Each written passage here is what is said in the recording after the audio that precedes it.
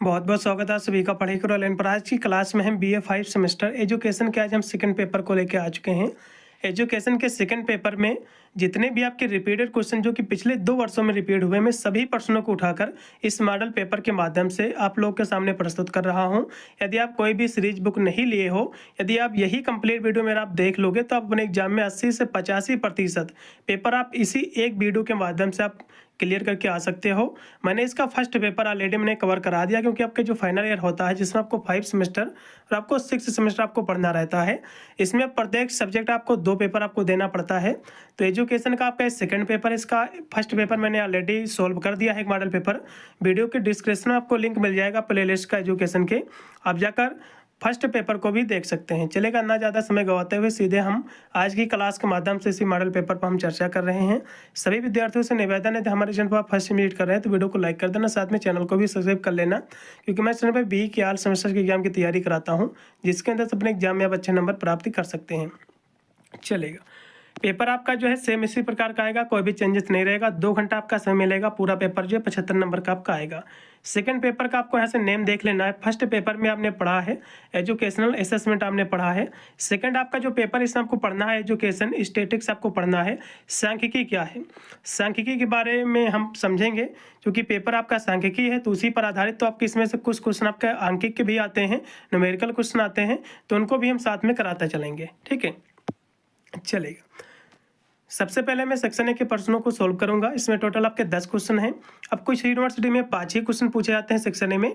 अब जिन भी यूनिवर्सिटी में सेक्शन ए में जो है 5 क्वेश्चन पूछे जाएंगे तो उनका तो पेपर पूरा का पूरा सोल्व हो जाएगा, 75 में से 75 नंबर क्लियर हो जाएंगे। अब जिन यूनिवर्सिटी में 10 क्वेश्चन आते हैं तो हो सकता है 1-2 क्वेश्चन अलग से पूछ ले, नहीं तो पूरा का पूरा पेपर जो इन्हीं से आपका बन के आएगा। यही प्रश्न आपको मिलेंगे आपको अपने एग्जाम में।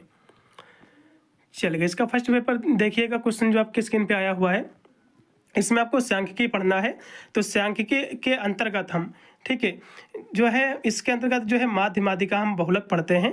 तो माध्य माध्यिका बहुलक क्या है, सांख्यिकी किसे कहते हैं, हम सभी परिभाषा आपको बहुत ही सरल शब्दों में बहुत ही अच्छी परिभाषा के माध्यम से स्पष्ट करेंगे। तो यहाँ से पहला जो क्वेश्चन है कि माध्य को परिभाषित कीजिए। माध्य से आपके बनने वाले जो क्वेश्चन होते हैं, हो सकता कुछ आंकड़ा दे दे आपको, कहे कि इनके बीच में जो है माध्य ज्ञात कीजिए। तो हम साथ में न्यूमेरिकल भी 1-2 क्वेश्चन हम कराते चलेंगे। फिर है माध्यिका क्या है, उदाहरण से आपको समझाना है। तो दोनों क्वेश्चन आप जान लीजिए ये क्या है। तो माध्य क्या है, एक सांख्यिकी मान है। माध्य क्या है, एक सांख्यिकी मान है, स्टैटिक्स मान है, जो किसी जो है संख्या समूह और औसत या केंद्रीय परावर्त को ये दर्शाता है। इसकी जो है गणना करने के लिए हम दिए गए सभी संख्याओं को जोड़ा जाता है। मतलब हम माध्य निकालने के लिए हम क्या करते हैं, मान लो फॉर एग्जांपल 1 2 3 ये 4, इसके बाद आपका 5 दिया हुआ है, तो हम माध्य निकालने के लिए हम सभी संख्याओं को जोड़ते हैं।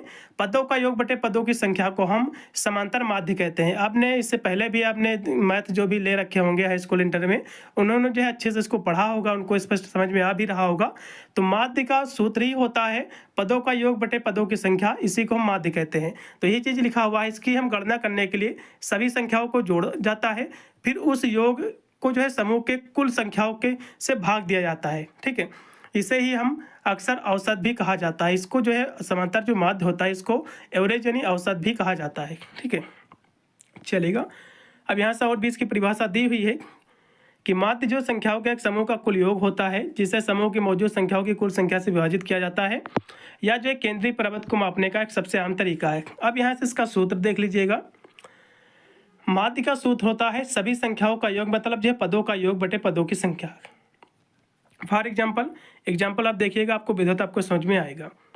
मान लो आपके पास जो है 2 4 6 8 और 10 ये जो संख्याएं हैं, तो आपके एग्जाम में पूछ लेगा कि इन संख्याओं का समांतर माध्य ज्ञात कीजिए। आपके एग्जाम में क्वेश्चन अंकित का आएगा जरूर, 1 से 2 क्वेश्चन या तो समांतर माध्य का पूछेगा, या फिर वर्ग अंतराल का पूछेगा, या फिर बहुलक का क्वेश्चन आएगा। तो इस तरह से क्वेश्चन आएंगे। तो मैं साथ में फॉर एग्जाम्पल करके एक एक क्वेश्चन में सभी का कराता चलूँगा, जिससे एग्जाम में यदि कोई भी क्वेश्चन आता है तो आप इजिली जो इसको सोल्व कर पाओगे। तो मान लो आपके पास ये संख्याएं दी हुई हैं, आपसे पूछ ले कि इनका आपको जो है समांतर माध्य आपको ज्ञात करना है। तो आप कैसे ज्ञात करोगे, अभी मैंने आपको बताया है। समांतर माध्य ज्ञात करने के लिए इसका जो सूत्र होता है समांतर माध्य का, माध्य इक्वल टू क्या होता है, पदों का योग। पदों को योग का मतलब ये होता है हम इन सभी संख्याओं को जोड़ देंगे, ठीक है। अब पदों की संख्या कितनी है, 1 2 3 4 5, मतलब पद इसमें क्या है, 5 है। इन सभी को हम पहले जोड़ देंगे। जब इनको हम जोड़ेंगे तो इनका टोटल योग आएगा 30। कितना आएगा, 30 आएगा। अब इनकी संख्या है 5, तो 30 यहाँ से आया है, पदों का योग बटे पदों की संख्या, जिसको जो हम भाग दे देंगे तो 5 छक्का 30, तो कितना आया, तो कहोगे 6 आ गया। मतलब जिसका समांतर माध्य क्या है, तो कहोगे भैया 6 आया है। यही होता है, ठीक है, माध्य होता है। चलेगा। अब यहाँ से हम माध्यिका के बारे में थोड़ा सा चर्चा करेंगे कि माध्यिका क्या है। ये सभी जो है स्टैटिक्स के अंतर्गत ही आती हैं, क्योंकि सांख्यिकी जब भी आप पढ़ोगे तो माध्य माध्यिका बहुलक पढ़ना तो स्वाभाविक है, क्योंकि इसके अंतर्गत यही आपको जो है पढ़ना रहता है। तो माध्यिका क्या है, अभी मैंने आपको समांतर माध्य मैंने आपको बताया है, जो कि माध्य होता है। समांतर माध्य भी इसको आप कह सकते हो। पदों का योग बटे पदों की संख्या को हम समांतर माध्य कहते हैं, इस तरह से भी आप लिख सकते हैं। और इनका जो है सूत्र आपको जरूर पता होना चाहिए, ठीक है। चलेगा। अब माध्यिका क्या है, माध्यिका ज्ञात करने के लिए बीज की संख्या जो है ज्ञात कीजिए। उदाहरण के लिए जैसे कि माध्यिका क्या होती है, माध्यिका मतलब होता है मिडिल की संख्या, बीच की संख्या। जैसे कि आपके सामने ये कुछ नंबर आपके दिए हुए हैं, तो इसमें बीच में कौन सा संख्या है, तो कहोगे बीच में आपकी 8 है, तो यही इसकी जो है माध्यिका होती है। जो संख्या दी हुई संख्याओं के क्रमशः में जो बीच में जो संख्या होती है वही उसकी माध्यिका कहलाती है, मिडिल की संख्या, ठीक है। और भी आगे लिखा हुआ है, संख्याओं की क्रमबद्ध सूची में माध्यिका वह संख्या होती है जो बीच में होती है। जाहिर सी बात है, जैसे कि ये संख्याओं की एक क्रमबद्ध सूची हो गई मान लो ये, तो माध्यिका कौन सी संख्या होती है, माध्यिका वह संख्या होती है जो बीच में होती है। तीन इस तरफ दिए हुए, 3 इस तरफ दिए हुए, बीच में क्या है, तो 8 है। तो माध्यिका हम जो बीच की संख्या होती है दी गई क्रमबद्ध सूची में, इसी को हम माध्यिका कहते हैं। आशा करता हूँ आपको माध्यिका भी समझ में आ गई होगी। और इससे हमारा तात्पर्य है कि संख्या के मान से नहीं होता है, हमको संख्या के मान से कोई मतलब नहीं है, जो संख्या बीच में होगी वही उसकी माध्यिका कहलाएगी। फॉर एग्जाम्पल और भी यहाँ से दिया हुआ, जैसे कि ये आपका जो है एक संख्याओं का सूची दी हुई है, तो इसमें बीच में कौन सा, कहोगे 6 है बीच में, ठीक है। तो यही है उसकी जो है माध्यिका कहलाती है। जो संख्या बीच में होती है वही उसकी माध्यिका कहलाती है। बहुत ही कह सकते हो एकदम छोटी छोटी परिभाषा है, एकदम विद उदाहरण से आपको मैं समझा दूंगा, इससे कोई भी आपका डाउट जो है रहेगा नहीं। अब जो कि बात जब माध्यिका की हो ही रही है, अब ये तो समझ लो कि एक संख्या बीच में मध्य में आ गई। हो सकता है आपके एग्जाम में 2 जो है संख्या बीच में आ जाएं, जैसे कि एग्जाम्पल आपका दिया हुआ है, तो इसको हम ध्यान से देखें, ठीक है। तो इसमें 3 आगे से इधर से और 3 जो है पीछे से देखा है, तो बीच में इसमें 8 आपका आ रहा है, तो ये तो इसकी माध्यिका हो गई। लेते हम एक कोई दूसरा, फॉर एग्जांपल हम कोई क्वेश्चन ले लें, जैसे कि ये इसमें एक आंकड़ा दिया हुआ है, इसको समझो।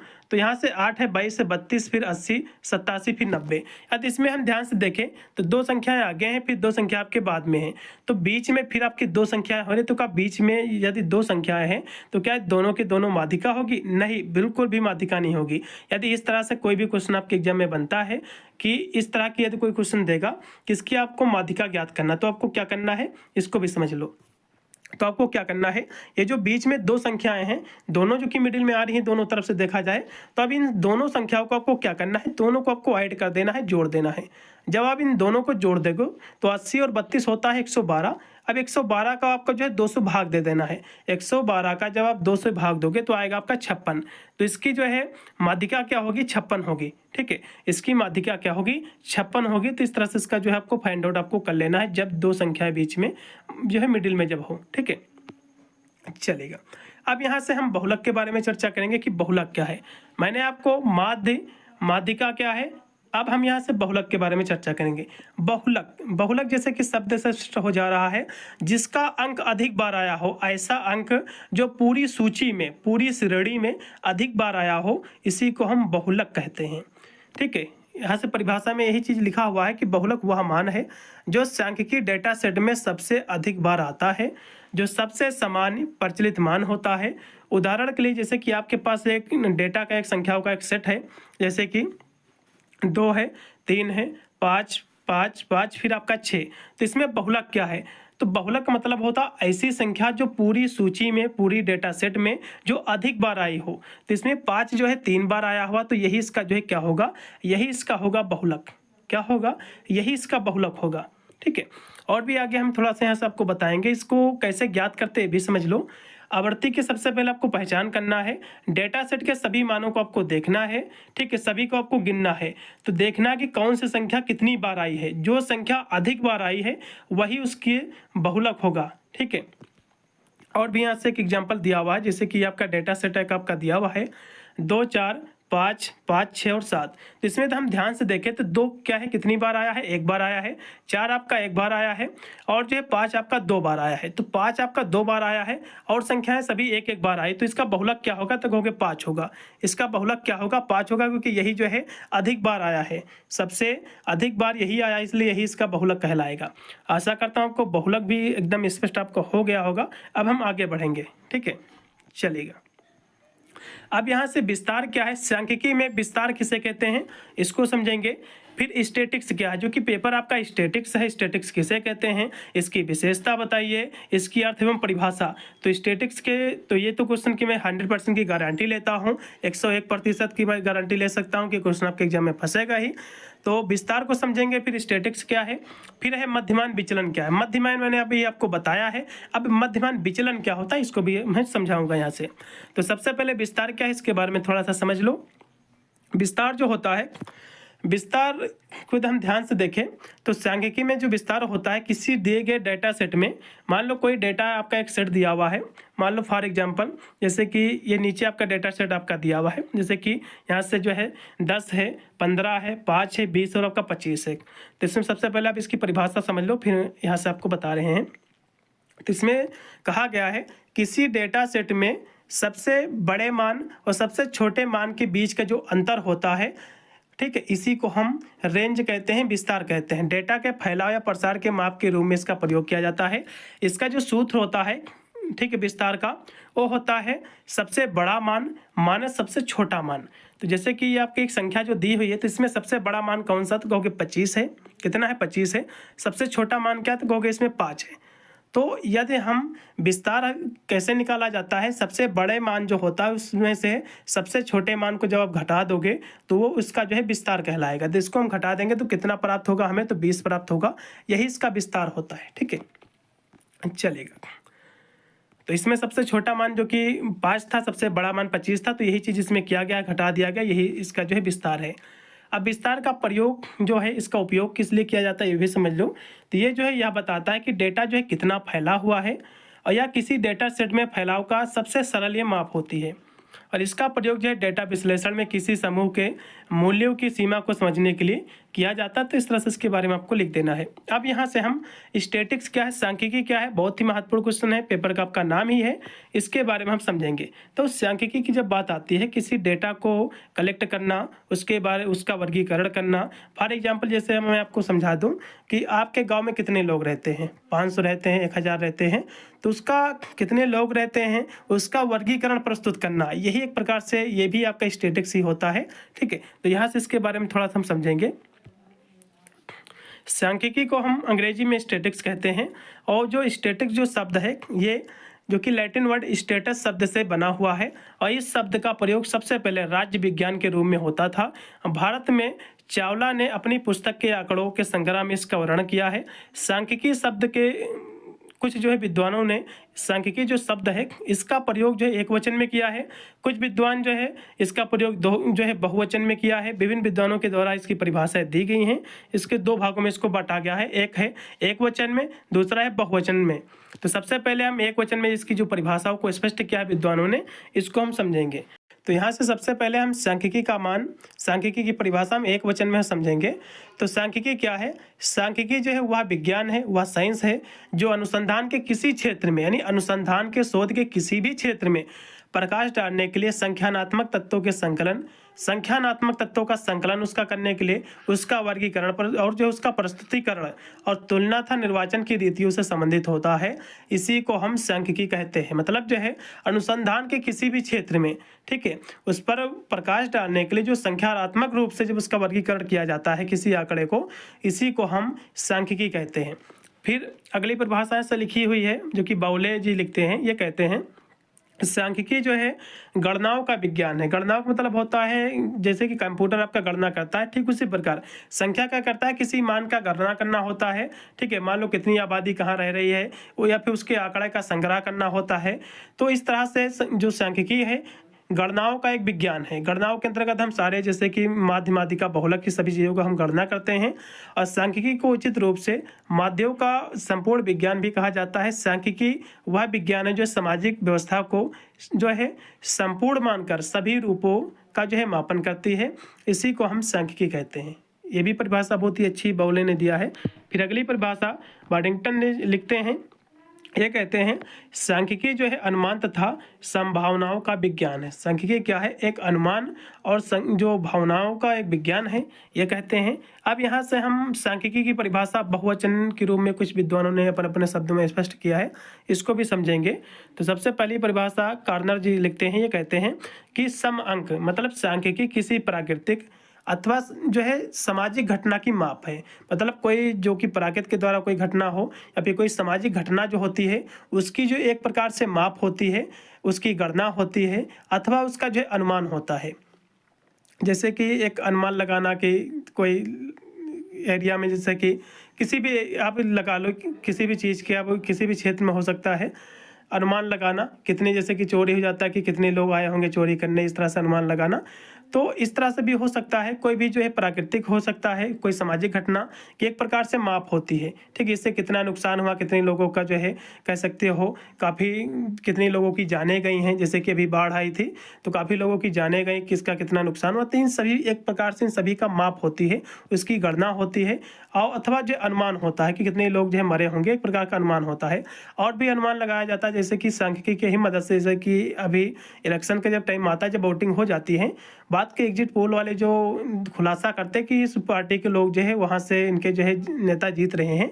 तो एग्जिट पोल वाले क्या करते हैं, जाते हैं किसी डिस्ट्रिक्ट में, वहाँ से जो है एक दो गांव में सर्वे कर लेते हैं, फिर उसी के आधार पर एक निष्कर्ष बनाते हैं, कह सकते हो एक अनुमान लगाते हैं कि हाँ इस जो है डिस्ट्रिक्ट में, इस जो है स्टेट में इनकी सरकार बनने वाली है। तो यही एक प्रकार से सांख्यिकी है। ठीक है, तो यहाँ से परिभाषा जो कार्नर जी लिखते हैं, ये कहते हैं कि जो सांख्यिकी है किसी प्राकृतिक सामाजिक घटना की माप, गणना अथवा जो है अनुमान है जो क्रमबद्ध रूप से व्यवस्थित किए जाते हैं और जिससे जो है उनके पारंपरिक संबंधों को दर्शाया जा सके, यही होता है सांख्यिकी। ठीक है, फिर है अगली परिभाषा बाउले जी भी लिखते हैं बहुवचन में भी कि सांख्यिकी का आशय अनुसंधान के किसी भी भाग में संख्यात्मक लक्ष्यों के समूह से है जो एक दूसरे से संबंधित रूप से प्रकट किए जाते हैं, यही होता है सांख्यिकी। फिर अगली परिभाषा जो कि वेबस्टर जी लिखते हैं, यह कहते हैं कि सांख्यिकी जो है सामग्री को किसी राज्य की जनता के दशा संबंध को सरणी में अथवा किसी भी सरणी या वर्गीकरण ढंग से जब रखा जाता है, इसी को हम सांख्यिकी कहते हैं। जैसे कि सांख्यिकी जो है किसी राज्य की जो जनता होती है, ठीक है, जनता की जो है दशा क्या है राज्य में, इस स्टेट में, ठीक है, कितने पढ़े लिखे हैं, कितने जो है अनपढ़ हैं, कितने लोग जो है रोजगार कर रहे हैं, कितने लोग ऐसे पढ़े हुए हैं बिना रोजगार के हैं। तो एक प्रकार की जो सरणी होती है, ठीक है, जो उसका वर्गीकरण किया जाता है ढंग से, तो इसी को हम क्या कहते हैं, सांख्यिकी कहते हैं। ठीक है, सांख्यिकी का अब इसके बारे में जब पढ़ोगे तो एक बहुत बड़ा विस्तृत इसका क्षेत्र है, एक क्षेत्र से इसका मायने नहीं है, इसका काफ़ी विस्तृत क्षेत्र है। ठीक है, तो इसके बारे में आप बनाकर भी लिख सकते हैं, कोई भी दिक्कत नहीं है। तो इतनी इसकी परिभाषाएं थी, और भी परिभाषाएं यहाँ से लिखी हुई, जैसे कि सांख्यिकी जो है आंकड़ों के संग्रह, ठीक है, किसी चीज़ का आंकड़ा होता है उसका संग्रह करना, कोई भी चीज़ का हो सकता है आंकड़ा, ठीक है, जैसे कि किसी भी क्षेत्र का हो सकता है, किसी जो चुनाव से लेकर कोई भी आंकड़ा हो सकता है, अनुमान लगाना, अभी कोई अन्य जो है गणना करना किसी चीज़ का। फिर है जो है संगठन, विश्लेषण, व्याख्या उसका करना, उसको प्रस्तुत से संबंधित जो विज्ञान होता है उसको सही ढंग से प्रस्तुत किया जाता है, ये जो विज्ञान होता है इसी को हम सांख्यिकी कहते हैं। सरल शब्दों में हम कहें तो किसी समस्या से जुड़े डेटा जो होता है, कोई समस्या संबंधित मान लो कोई डेटा है, तो उसको उसमें डेटा में जो भी जानकारी है उसको सबसे पहले इकट्ठा करना, उसको व्यवस्थित करना, फिर उसका विश्लेषण करना। ठीक है, तो कोई समस्या है तो इसमें कौन सही है कौन गलत है, फिर उस पर आप निष्कर्ष कर पाते हो। तो एक निष्कर्ष जब निकालते हैं तो ये एक प्रकार का सांख्यिकी है। ठीक है, चलेगा। अब सांख्यिकी के कुछ महत्वपूर्ण कार्य होते हैं, इनको भी हम समझेंगे, जैसे कि आंकड़ों का संग्रह करना। तो किसी विषय से संबंधित जो जानकारी होती है, संख्याओं से संबंधित, तो जो जानकारी होती है उसको हम संख्याओं को इकट्ठा करते हैं। जानकारी मतलब संख्याएं, तो उन संख्याओं के रूप में हम जानकारी को इकट्ठा करते हैं। फिर है संगठन, तो इकट्ठा किए गए जो आंकड़े होते हैं उसको हम व्यवस्थित करते हैं, उसका हम विश्लेषण करते हैं, वर्गीकृत उसका हम करते हैं। फिर है विश्लेषण, तो आंकड़ों का जो है गहन हम अध्ययन करके, ठीक है, मतलब उसका हम स्टडी करते हैं, उसके पीछे जो भी पैटर्न छिपे हुए हैं, उसके पीछे छिपे हुए जितने भी रहस्य हैं उन सभी चीज़ों को हम जानते हैं, ठीक है, उसके पीछे जो संबंध है उनको हम खोजते हैं, तो ये होता है विश्लेषण। फिर है व्याख्या, तो विश्लेषण किए गए जो डाटा होता है उसको हम अर्थ समझने के लिए हम उसका निष्कर्ष निकालते हैं, उसकी व्याख्या करते हैं। फिर प्रस्तुति, तो आंकड़ों का जो है आसान और समझने योग्य तरीके से प्रस्तुत करना, जैसे कि ग्राफ तालिकाओं के माध्यम से, ठीक है, जैसे कि उसको प्रस्तुत करने के लिए तो अच्छे तरीके से, जैसे कि हम बात कर ले कि आपके गांव में कितनी जो है पुरुष हैं, कितनी महिलाएं हैं, तो हम एक आंकड़ा बना ले, एक सारणी बना ले, हम कर दे कितने पढ़े लिखे हैं, कितने नहीं पढ़े लिखे, कितने सरकारी जॉब कर रहे हैं, कितने मजदूरी कर रहे हैं, तो इस तरह से हमको एक आंकड़ा बना ले, उसकी तरह से प्रस्तुत कर दे, तो यही होता है क्या, एक प्रकार का सांख्यिकी है, ठीक है। सांख्यिकी किसी के बारे में जानकारी इकट्ठा करना, उसका विश्लेषण करना, उसका संग्रह करना, फिर उसको प्रस्तुत करना, ठीक है, ये होता है सांख्यिकी। चलेगा, संक्षेप में जब और हम कहें तो सांख्यिकी हमें जो है संख्यात्मक जानकारी के माध्यम से किसी घटना समस्या को बेहतर ढंग से समझने और उसके आधार पर उचित निर्णय लेने में मदद करते हैं, यही होता है सांख्यिकी। तो इस तरह से इसकी परिभाषा आपको लिखना है। अब यहाँ से हम माध्य विचलन के बारे में चर्चा करेंगे कि माध्य विचलन क्या है। मैंने आपको समांतर माध्य में आपको बताया है, अब माध्य विचलन क्या है। तो यहाँ से हम माध्य विचलन क्या है, इसका अर्थ, इसकी परिभाषाओं को हम समझेंगे। सबसे पहले माध्य विचलन जो होता है, माध्य विचलन को हम औसत विचलन भी कहते हैं। माध्य विचलन से हमारा आशय होता है सम अंक मात्रा के केंद्रीय परिवर्त के किसी माप से निकाले गए जो विभिन्न मूल्य के विचलन के समांतर माध्य से लगाया जाता है। माध्य विचलन के बहुत सारे विद्वानों ने अपनी अपनी परिभाषाओं को स्पष्ट किया है, तो हम यहाँ से कुछ परिभाषाओं को समझेंगे। जैसे कि यहाँ से जो है कालकौर जो है रकार्डे जी लिखते हैं कि माध्य विचलन एक वितरण के पदों का माध्य अथवा माध्यिका से विचलन के चिन्हों की अपेक्षा करते हुए विचलन की माध्य की मात्रा है, इसी को हम विचलन जो है माध्य विचलन कहते हैं। फिर अगली परिभाषा मिलर जी लिखते हैं, किसी पद मात्रा का समांतर माध्य या माध्यिका से लिए गए विचलन के औसत माध्य को हम क्या कहते हैं, माध्य विचलन कहते हैं। ये भी परिभाषा अच्छी है। अब यहाँ से हम कुछ इसके हम सूत्र के माध्यम से जब इसको हम फाइंड आउट करेंगे तब आपको विधिवत इसके बारे में आपको पता चलेगा कि आखिर माध्य विचलन है क्या। तो इसके जो है दो प्रकार के इसके आंकड़ों को हम अलग कर सकते हैं। एक है व्यक्तिगत आंकड़ों के लिए, जैसे कि अवर्गीकृत। तो माध्य के से माध्य विचलन जब हम ज्ञात करते हैं तो हम इसको कैसे ज्ञात करते हैं, तो यहाँ से इसके सूत्र समझने से पहले आप इससे पहले आप यहाँ से एक आंकिक का आप क्वेश्चन देख लीजिए, तो आपको विधिवत आपको समझ में आएगा। मान लो आपके सामने ये क्वेश्चन आपको दे दे, ये कह दे कि इसमें से जो है आपको माध्य विचलन आपको ज्ञात करना है, तो आप इसका माध्य विचलन कैसे ज्ञात करोगे, ये क्वेश्चन आप सबसे पहले लगाओ, फिर आपको माध्य विचलन का सूत्र आपको स्पष्ट हो जाएगा, ठीक है। तो इसको आप कैसे माध्य विचलन निकालोगे, देखिएगा। ये आपका जो है ये जो है कह सकते हो आपके आंकड़े आपके दिए हुए हैं, तो आपको जो है माध्य विचलन निकालने से पहले आप इसका जो है आप माध्य निकालोगे, समांतर माध्य। समांतर माध्य मैंने आपको बताया था कि पदों का योग बटे पदों की संख्या, तो हम इन सभी पद को जो है हम जोड़ लेंगे, ठीक है, और जितने पद हैं उनको हम नीचे करके फिर उनसे हम जो है भाग दे देंगे। तो पदों का योग बटे पदों की संख्या को हम जब जोड़ेंगे तो 49 आएगा, और 7 जो कि पदों की संख्या है इससे हम उसका भाग देंगे, तो हम जो है जो माध्य निकलेगा 7 निकलेगा। अब 7 हम क्या करेंगे, अब जो 7 निकला है अब 7 माइनस का 3 करेंगे, ठीक है, 7 माइनस का 3 करेंगे, फिर जो है 7 माइनस का जो है 4 करेंगे। मतलब जो 7 आएगा तो उससे फिर जो संख्याएं दी हुई, जो आंकड़े आपके पहले दिए हुए हैं, इनसे फिर हम इन संख्याओं को घटाएंगे। तो वही चीज़ फिर यहाँ से हुई है। फिर क्या हुआ, इन संख्याओं को जो हम घटाएंगे, फिर जब हम पुनः जब संख्याओं को घटाएंगे तो इनसे जो भी प्राप्त होगा हमें, ठीक है, तो हम जो हमें ये प्राप्त होगा, ये जो आंकड़ा हमें प्राप्त होगा संख्याएं, अब हम इस संख्याओं को पुनः हम इनका माध्य जो है निकाल लेंगे, माध्य विचलन। तो इन संख्याओं को फिर हम जोड़ देंगे, ठीक है। तो हम फिर जब जोड़ेंगे तो पदों का योग बटे पदों की संख्या से इसको जो हम फाइंड आउट करेंगे तो इन सभी को हम जोड़ लेंगे, फिर पदों का जो संख्या उससे हम भाग दे देंगे, तो टोटल 18 आएगा, फिर नीचे 7 है। जब इसका हम भाग दे देंगे यहाँ से तो जो भी आएगा, ठीक है, जो भी आएगा तो यही इसका क्या है, माध्य विचलन होगा। क्या है, यही इसका जो है माध्य विचलन होगा। इसको जो आप भाग दोगे तो 2 पॉइंट करके कुछ आएगा, ठीक है, तो यही इसका क्या है, माध्य विचलन होता है, ठीक है। तो यही इसका सूत्र अब यहाँ से जो मैंने आपको दिखाया था, अब यहाँ से इसका सूत्र आप देख लीजिएगा। तो आपको क्या करोगे, सबसे पहले आपको जो है माध्य आपको निकाल लेना है। फिर माध्य जो आप निकालोगे, जो संख्या होगी तो x माइनस माध्य उसको आप घटाओगे, ठीक है। फिर जो आंकड़ा फिर से प्राप्त होगा, फिर आप क्या करोगे, इस आंकड़े को फिर से उसका समांतर माध्य निकालोगे, पदों का योग बटे पदों की संख्या। फिर आपको जो पुनः जो मान प्राप्त होगा वही होता आपका माध्य विचलन। मतलब 2 बार आप उसका कह सकते हो निकाल लीजिएगा कि क्या निकालना है आपको, समांतर माध्य, ठीक है। एक बार जो पहले निकलेगा आपका, उन संख्याएं जो आपकी आंकड़े पहले दिए होंगे तो उनमें से घटा देना है, सभी एक एक करके सभी अलग अलग पद का आपको घटाना है। फिर जो आंकड़ा प्राप्त होगा वही उसका समांतर माध्य कहलाएगा, ठीक है। चलेगा, अब यहाँ से हम आगे बढ़ेंगे और क्वेश्चनों को हम देखेंगे। अगला क्वेश्चन है कि बहुलक क्या है। बहुलक के बारे में मैंने आपको बता दिया है कि जो अधिक बार आता है संख्याओं में वही इसका बहुलक होता है। फिर है सामान्य जो है संभाव्यता वक्र क्या है और कोरिलेशन क्या है, जिसको हम सहसंबंध कहते हैं। चले, अब हम यहाँ से सामान्य संभाव्यता वक्र क्या है, जिसे हम घंटी वक्र या जो है सामान्य वितरण भी कहा जाता है। ये क्या है, ये घंटी के आकार का होता है। जैसे कि फॉर एग्जांपल इस तरह का कुछ ये कह सकते हो ग्राफ होता है, या फिर अब इसको ग्राफ या फिर जो है एक घंटी के आकार का भी कह सकते हो। तो इसमें क्या है, यदि आप ध्यान से देखो कि कुछ यहाँ से जो एरिया होता है, ये एरिया तो इधर का भी समान होता है, इधर का भी समान रहता है।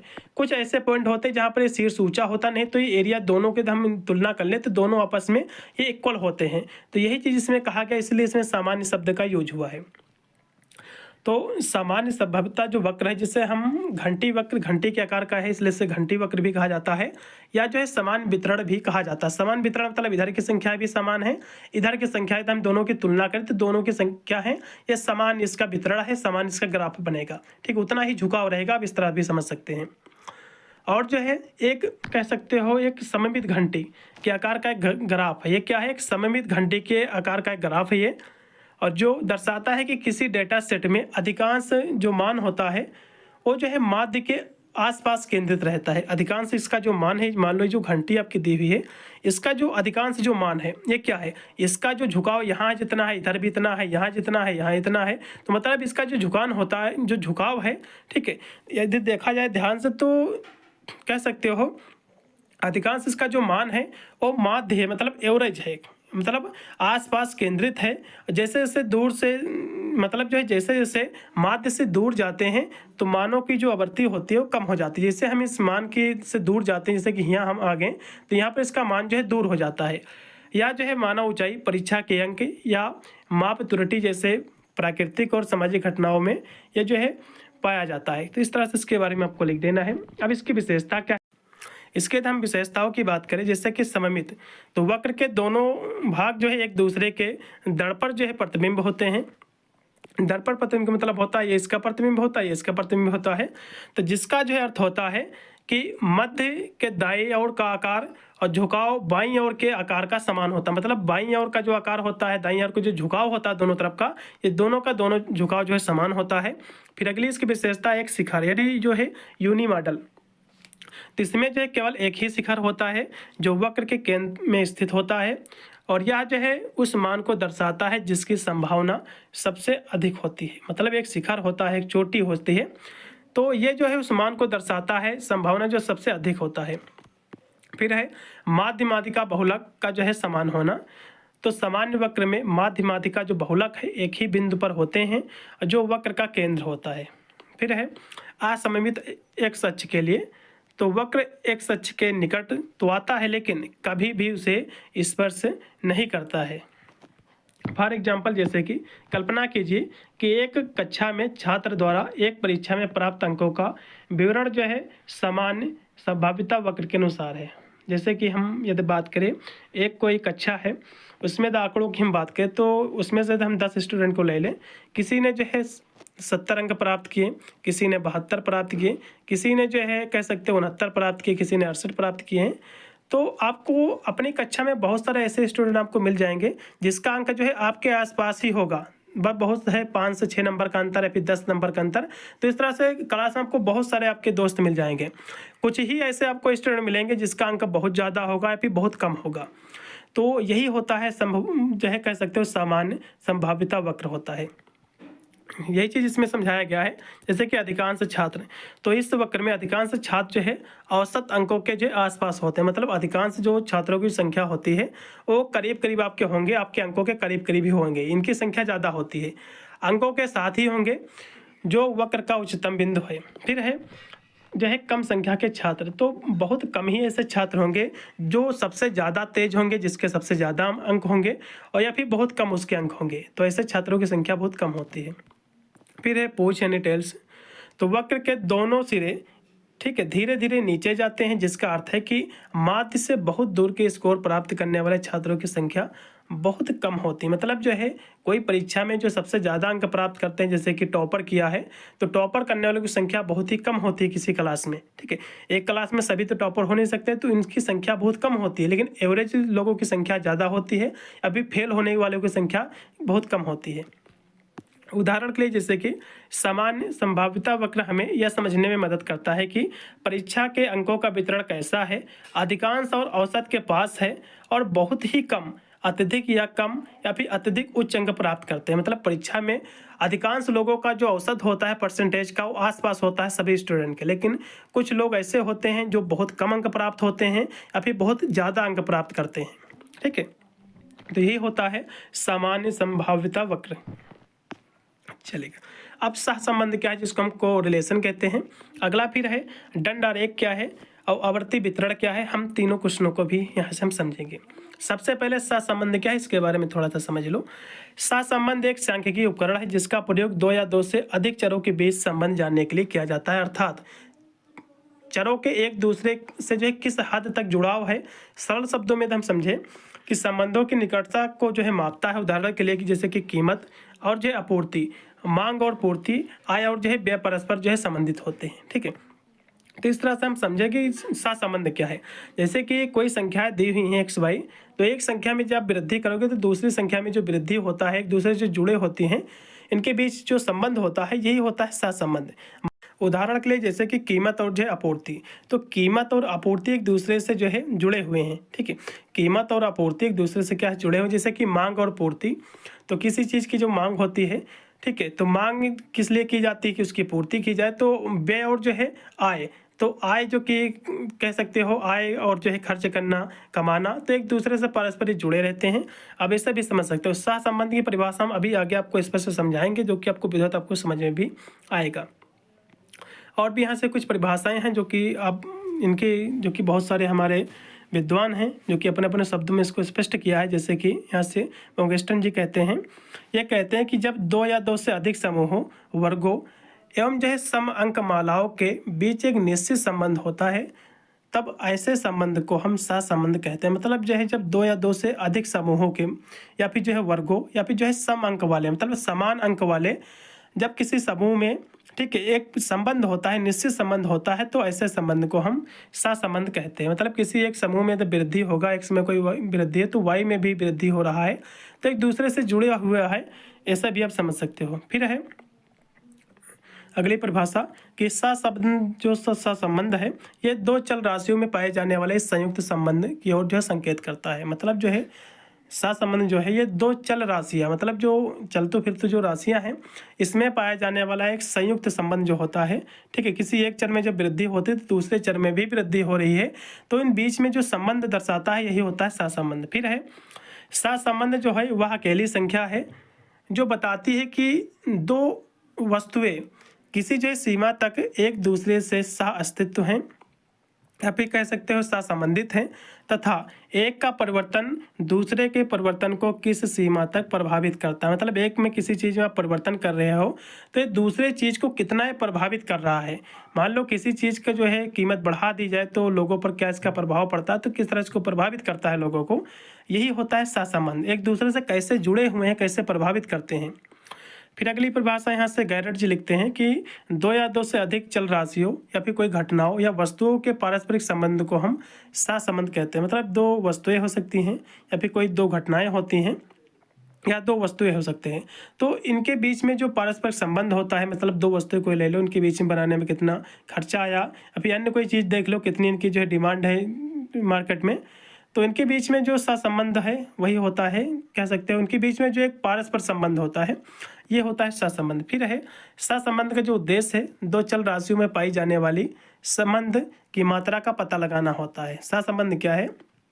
जब दो राशियाँ जो होती हैं इनके बीच में जो कह सकते हो चल रही जो राशियों में पाई जाने वाली जो संबंध होता है, ठीक है, चाहे उसकी मात्रा में हो या फिर उसकी जो संख्यात्मक मात्रा में हो, तो इस तरह में जो संबंध होता है, ठीक है, उसी मात्रा की जो संबंध होता है उसका पता लगाने के लिए जो हम संख्याओं के माध्यम से या फिर अन्य किसी माध्यम से जो हम पता लगाते हैं कि दो संख्याओं के बीच में क्या रिलेशन, क्या संबंध है, एक संख्या दूसरी संख्या को कैसे प्रभावित कर रही है, तो वही उसका जो है सहसंबंध कहलाती है। ठीक है, अब सहसंबंध जो है कैसे काम करता है भी समझ लो।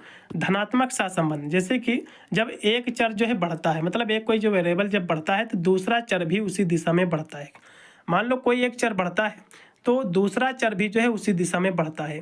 फिर है उदाहरण के लिए जैसे कि पढ़ाई के समय बढ़ाने से परीक्षा का अंक भी जो है बढ़ जाता है, ये उसी दिशा में जो है ये परिवर्तन हो रहा है, उसी दिशा में बढ़ोतरी हो रही है। जैसे कि आप जब ज़्यादा पढ़ोगे तो जाहिर सी बात आपके परीक्षा में ज़्यादा अंक आएंगे, तो ये होता है धनात्मक यानी पॉजिटिव आपका सहसंबंध होता है। फिर होता है ऋणात्मक सहसंबंध, जैसे कि जब जो है जब एक चर बढ़ता है तो दूसरा चर जो है घटता है, मतलब उसकी विपरीत दिशा में आता है। जैसे कि उदाहरण के लिए जैसे कि धूम्रपान जो होता है, जो कह सकते हो स्मोकिंग जो होता है, जो ड्रिंकिंग होता है, इसकी संख्या जब आप ज़्यादा मात्रा में पीने लगोगे, स्मोकिंग करने लगोगे, तो आपका स्वास्थ्य जो है जल्दी खराब हो जाएगा, आप जल्दी मर जाओगे। तो एक इसको कहते हैं हम निगेटिव जो है सहसंबंध कहते हैं।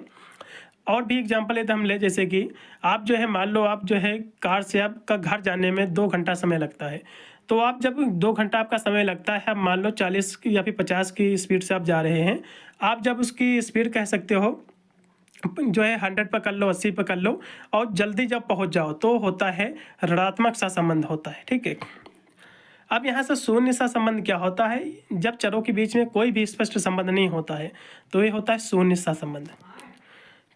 अब यहाँ से सहसंबंध के कुछ हम गुणांक समझेंगे। सहसंबंध को हम आर से डिनोट कहते हैं, और यह जो है इसमें जो मान होता है -1 और +1 के बीच में इसका मान होता है। r प्लस का मतलब होता है कि पूर्ण जो है धनात्मक संबंध, r माइनस का मतलब होता है पूर्ण जो है ऋणात्मक संबंध। r जो होता है r=0 का मतलब होता है कि कोई संबंध नहीं होता है। ठीक है, r का मान 0 से जितना दूर होगा संबंध उतना ही मजबूत होगा। अब यहाँ से हम अगला क्वेश्चन देखेंगे कि दंड आरेख क्या है, जिसको हम जो है बार डायग्राम या जो है चार्ट डायग्राम भी कह सकते हैं। तो एक प्रकार का यह सांख्यिकीय आरेख है जिसमें आयताकार डंडों या फिर जो है बार से हम कह सकते हैं, तो इसका जो है उपयोग करके डेटा या आंकड़ों को जो है प्रदर्शित किया जाता है। एक बार कह सकते हो, इन जो है डंडों की लंबाई ऊंचाई उनके जो है द्वारा दर्शाए गए मान के समानुपाती होता है, या विभिन्न जो है श्रेणी या समूहों के बीच तुलना दिखाने के लिए प्रभावी एक तरीका है। जैसे कि हम फॉर एग्जांपल हम बात कर लें कि आप मान लो आप जो है 5 सेमेस्टर में हैं, तो आप अपनी क्लास में जब जाओ तो आपकी क्लास में कितने लोग हैं। जैसे कि हम बात कर ले कि कितनी लड़कियां हैं, ठीक है, लड़कियों की संख्या कितनी है और लड़कों की संख्या कितनी है। तो इसको जब हम एक चार्ट के रूप में, एक डायग्राम के रूप में जब हम इसको प्रस्तुत करें, ठीक है, तो ये होता है दंड आरेख। ठीक है, ये होता है दंड आरेख। जैसे कि फॉर एग्जांपल यहाँ से दिया हुआ है, मान लीजिए हमें किसी जो है विद्यालय में कक्षा 1 से कक्षा 5 तक के छात्रों की संख्या का दंड आरेख जो है खींचना है। तो जैसे कि इमा कक्षा 1 में यदि हम देखें तो कक्षा 1 में जो है छात्रों की संख्या कितनी है, 30 है। कक्षा जो 2 है इसमें जो संख्या है छात्रों की 35 है। कक्षा 3 में संख्या जो है 40 है। कक्षा जो है 4 में 35 है। कक्षा 5 में जो है 45 है। तो ये क्या है? यही होता है दंड आरेख। आशा करता हूँ आपको समझ में आ गया होगा कि दंड आरेख होता क्या है। अब हम देखेंगे आवर्ती वितरण क्या है, ठीक है, जिसको हम फ्रीक्वेंसी कहते हैं। तो ये भी एक सांख्यिकी विधि है जो दर्शाती है कि किसी डेटा सेट में प्रत्येक मान या मानों की श्रेणी कितनी बार आती है। मतलब कोई डेटा एक सेट है तो इसमें प्रत्येक जो मान है, मानों की श्रेणी जो कितनी बार आती है, या एक तालिका या फिर जो है ग्राफ होता है जो डेटा को व्यवस्थित करके समझने योग्य बनाता है, जिससे हम किसी मान की आवृत्ति मतलब फ्रिक्वेंसी या उससे होने की संख्या जो है जान पाते हैं। यही होता आवृत्ति। ठीक है, चलेगा। अब यहाँ से हम इसके ये क्यों महत्वपूर्ण है आवर्ती वितरण, इसको भी समझ लो। यह जो है बड़े डेटा सेट को सारांशित करता है और जो है पैटर्न की पहचान की बात करते हैं, जो है डेटा के पैटर्न, उसके रुझान और सबसे अधिक बार आने वाले मानों को जो है पहचानने में मदद करता है। जैसे कि हम आप ले लें, जैसे कि फ्रीक्वेंसी क्या है। हम अभी आपसे कहें कि आपके जो है क्लास में 10 जो है फ्रेंड आपके पढ़ते हैं, तो आपने जो है 70% आपने जो है अंक प्राप्त किए, आपके फ्रेंड ने जो है 70 किसी ने प्राप्त किए हैं, 2-3 लोगों ने जो है 70-70 प्राप्त किए हैं। तो कितनी बार, मानी आवर्तिक मतलब होता है क्या होता है, फ्रिक्वेंसी होती है, तो कितनी बार पुनरावृत्ति हुई, कितने लोगों ने जो है कितने कितने सेम अंक प्राप्त किए हैं, तो यही होता है आवर्ती वितरण। ठीक है, चलेगा। अब और भी यहाँ से लिखा हो, जैसे कि पैटर्न की पहचान, तो यह जो है डेटा के पैटर्न, उसके रुझान सबसे अधिक बार आने वाले मानों को पहचानने में मदद करता है। जाहिर सी बात है, वही चीज़ मैंने आपको बताया। फिर है कि विश्लेषण में सहायक, तो जैसे कि वित्तीय डेटा, जनगणना परिणाम या किसी कक्षा में छात्रों को अंकों जैसे कि विभिन्न प्रकार के डेटा का विश्लेषण करने के लिए इसका उपयोग किया जाता है। जैसे कि मान लीजिए एग्जाम्पल के लिए कि कक्षा जो है 10 में छात्रों ने अंक गणित में जो मान प्राप्त किए हैं, किसी ने जो है कक्षा 10 में गणित में 15 अंक पाए, किसी ने 17, किसी ने 20, किसी ने 15, किसी ने 20, किसी ने 17, फिर किसी ने 17, 14, फिर किसी ने 14, फिर किसी ने 20। तो इस तरह से हम देखें तो बहुत सारे हमारे ऐसे स्टूडेंट हैं जो कि सेम अंक प्राप्त किए हैं। जैसे कि 15 जो है कितने लोगों ने प्राप्त किया, दो लोगों ने 15 प्राप्त किए हैं। 17 जो है 3 लोगों ने प्राप्त किया है। और हम देखें तो 20 जो है कितने लोगों ने प्राप्त किया, 3 लोगों ने। 14 कितने लोगों ने प्राप्त किया, तो कहोगे 2 लोगों ने। तो ये क्या है, यही होता है जिसको आवर्ती हम वितरण कहते हैं, तालिका के माध्यम से। ठीक है, तो इस तालिका को कुछ हम इस तरह से डेटा को हम तालिका के रूप में जो है कह सकते हो बदल दें। जैसे कि स्कोर गया है, तो जो 14 अंक जो प्राप्त करने वाले छात्रों की संख्या कितनी है, 2 लोगों ने 14 अंक प्राप्त किए हैं। ठीक है, यही है छात्रों की संख्या आवर्ती। 15 जो अंक प्राप्त किए हैं 2 छात्रों ने, 17 अंक प्राप्त करने वाले छात्रों की संख्या 3 है, और 20 जो अंक प्राप्त किए हैं 3 छात्रों ने। तो इस तरह से जो हम व्यवस्थित कर देते हैं तो हमको अच्छे से समझ में आता है कि कितने छात्रों ने कितने अंक प्राप्त किए हैं। ठीक है, अब तालिका का विश्लेषण, तो इस तालिका में हमें जो है आसानी से हम देख सकते हैं कि जो 14 अंक है 2 स्टूडेंट ने प्राप्त किए हैं, जो 15 अंक है 2 छात्रों ने प्राप्त किए, 17 अंक जो है 3 छात्रों ने, और 20 अंक जो है 3 छात्रों ने प्राप्त किए हैं। तो यह जो है डेटा को अधिक जो है संरचित और समझने योग्य बनाता है, जिससे हम तुरंत जो है जान सकते हैं कि कौन सा अंक जो है सबसे अधिक बार आया है। ये भी चीज़ हम जो है जान सकते हैं। ठीक है, अब हम यहाँ से सेक्शन बी के भी प्रश्नों को सॉल्व करेंगे। सेक्शन बी में आपके प्रश्न 6 से 7 क्वेश्चन आपके पूछे जाते हैं, जो कि 5 से या फिर 4 ही क्वेश्चन आपको करना पड़ता है। तो इसमें के जो कि पेपर में जो लेके आया हम बी व सी इसी पेपर से आपका क्लियर हो जाएगा, अन्य कोई भी दिक्कत नहीं होगी आपको। जिन भी यूनिवर्सिटी में 5 क्वेश्चन सेक्शन में आएगा तो पूरा का पूरा पेपर ही नहीं से आपका यही से आपका आएगा बन के। ठीक है, चलेगा। अब यहाँ से हम सबसे पहला जो इसमें आपका क्वेश्चन है कि सांख्यिकी की उत्पत्ति, इसके विकास के इतिहास का आपको वर्णन करना है। फिर है चतुर्थांश स्थित से आपका जो है क्या अभिप्राय है, इसका उपयोग क्या है।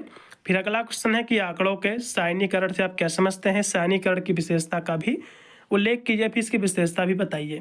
फिर अगला क्वेश्चन कि मानक विचलन से आप क्या समझते हैं। फिर है केंद्रीय परावर्त की माप क्या है, इसके विभिन्न केंद्रीय परावर्तियों पर आपको प्रकाश भी डालना है। तो सबसे पहले केंद्रीय जो कि सांख्यिकी की उत्पत्ति, इसके विकास के बारे में हम थोड़ा सा चर्चा करेंगे। सांख्यिकी कोई आज का ये कह सकते हो ये मान नहीं है, बहुत पहले से इसका प्रयोग होता रहा है। सांख्यिकी की उत्पत्ति जो है आदिमानव से जुड़ी हुई है, आज से नहीं, बहुत पहले से इसका उपयोग हो रहा है। जो अपनी संपत्ति का लेखा जोखा रखने के लिए पेड़ों पर निशान लगाते थे, और 5000 ईसा पूर्व के दौरान राजा जो है राज्य की जनसंख्या, राजा जो होते थे राज्य की जनसंख्या जैसे गणना करने के लिए, संसाधनों की गणना करने के लिए, और प्राचीन काल में राजा युद्ध से संबंधित अपने जो महत्वपूर्ण निर्णय लेते थे, अपनी और अपने शत्रुओं की पैदल सेना और हाथी सेना, कितने हाथियों की संख्या, तो इन सभी का डेटा पहले से ही लोग प्रयोग करते थे, स्टैटिस्टिक्स का प्रयोग करते थे, कितनी राजाओं की कितनी सेना है। तो इस तरह से बहुत पहले से इसका प्रयोग होता रहा है। हाथी सेना की इकाइयों के आंकड़ों के आधार पर लेते थे। बाद में इनके जो है अपने राजा के कर प्रबंधन, प्रशासनिक क्षेत्रों में अपना जो है दायरा बढ़ाया, और इस प्रकार सांख्यिकी शब्द की उत्पत्ति जो है लैटिन भाषा जो कि स्टेटस शब्द से हुआ है। ठीक है, जिसका अर्थ होता है राजनीतिक राज्य। अब सांख्यिकी शब्द जो है मुख्य रूप से किसी राज्य सरकार में व्याप्त जनसांख्यिकी सामाजिक राजनीतिक स्थितियों में से संबंधित है, उसके तथ्यों उसके आंकड़ों के प्रस्तुतिकरण से जुड़ा हुआ है, और समय के साथ इसके विकास में अधिकांश विज्ञान कला विषयों का जो है आधार भी इसको जो है बनाया गया है। सांख्यिकी का उपयोग सैद्धांतिक व्यवहारिक दोनों क्षेत्रों में के विकासात्मक चरणों में किया गया है, जिसमें उद्योग, कृषि, चिकित्सा क्षेत्र, व्यावसायिक विश्लेषण के क्षेत्र इसमें जो है शामिल है।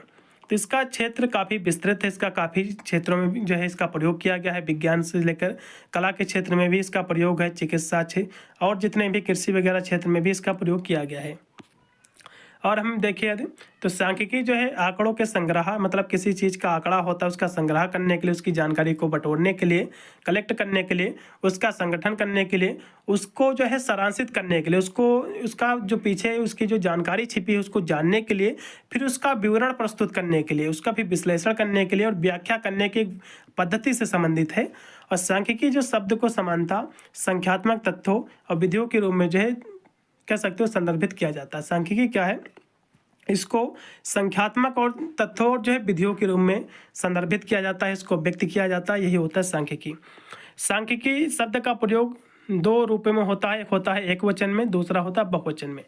तो बहुवचन में या जो है किसी निश्चित उद्देश्य के लिए व्यवस्थित तरीके से मापन या गणना द्वारा प्राप्त संख्यात्मक आंकड़ों को संदर्भित करता है, जैसे कि किसी शहर की जो है व्याप्त सड़क पर एक दिन में होने वाली दुर्घटनाएं। जैसे कि अब बहुवचन में इसका प्रयोग कहाँ होता है, जैसे कि कोई रास्ता है खूब भीड़ भाड़ वाली, तो उस रास्ते पर एक साल में या फिर एक महीने में कितनी दुर्घटनाएं होती हैं, या फिर किसी राज्य में एक महीने के दौरान किसी दीर्घकालीन बीमारी से मरने वाले की संख्या कितनी है। मतलब या फिर किसी चीज़ का हम आंकड़ा दूसरा ले लें, जैसे कि आपके स्टेट में यूपी में किसी बीमारी से मरने वाला, एड्स से मरने वाला, फिर अन्य किसी बीमारी से मरने वाला लोगों की संख्या कितनी है। तो इस प्रकार का कोई भी डेटा हो सकता है बहुवचन में जिसका हम प्रयोग करते हैं, ठीक है। तो इस तरह के बहुत सारे हैं। तो यदि हम एक वचन के रूप में बात करें तो एक वचन में जो है यह सांख्यिकी सिद्धांतों के संख्यात्मक आंकड़ों के संग्रह, प्रस्तुति, उसका विश्लेषण, व्याख्या के तरीकों को ये संदर्भित करता है। फिर है यद्यपि जो है सांख्यिकी का महत्व अत्यधिक महसूस किया गया था, फिर भी 20वीं शताब्दी में इसका जबरदस्त जो है विकास हुआ। इस अवधि के दौरान विभिन्न विषयों में कई जो है नए सिद्धांत अनुप्रयोग प्रस्तुत किए गए। प्रख्यात सांख्यिकी विदों, मतलब सांख्यिकी जो विद्वान हैं, इनके योगदान से कई सारे सिद्धांत, बहुत सारी विधियां जो प्रस्तुत की गई, जिनमें से कुछ विधियां हैं, एक है संभाव्यता सिद्धांत, दूसरा है प्रतिचयन सिद्धांत, तीसरा है सांख्यिकी अनुमान, फिर है प्रयोग की रूपरेखा, सहसंबंध और जो है समाश्रय विधियां और समय श्रृंखला, पूर्व अनुमान तकनीकी, ये सब इसकी जो है विधियाँ हैं, जो कि हमारे सांख्यिकी जो विद है, सांख्यिकी जो विद्वान हैं, इन लोगों ने प्रस्तुत किया है। तो इस तरह से इसका आपको इतिहास लिखना है।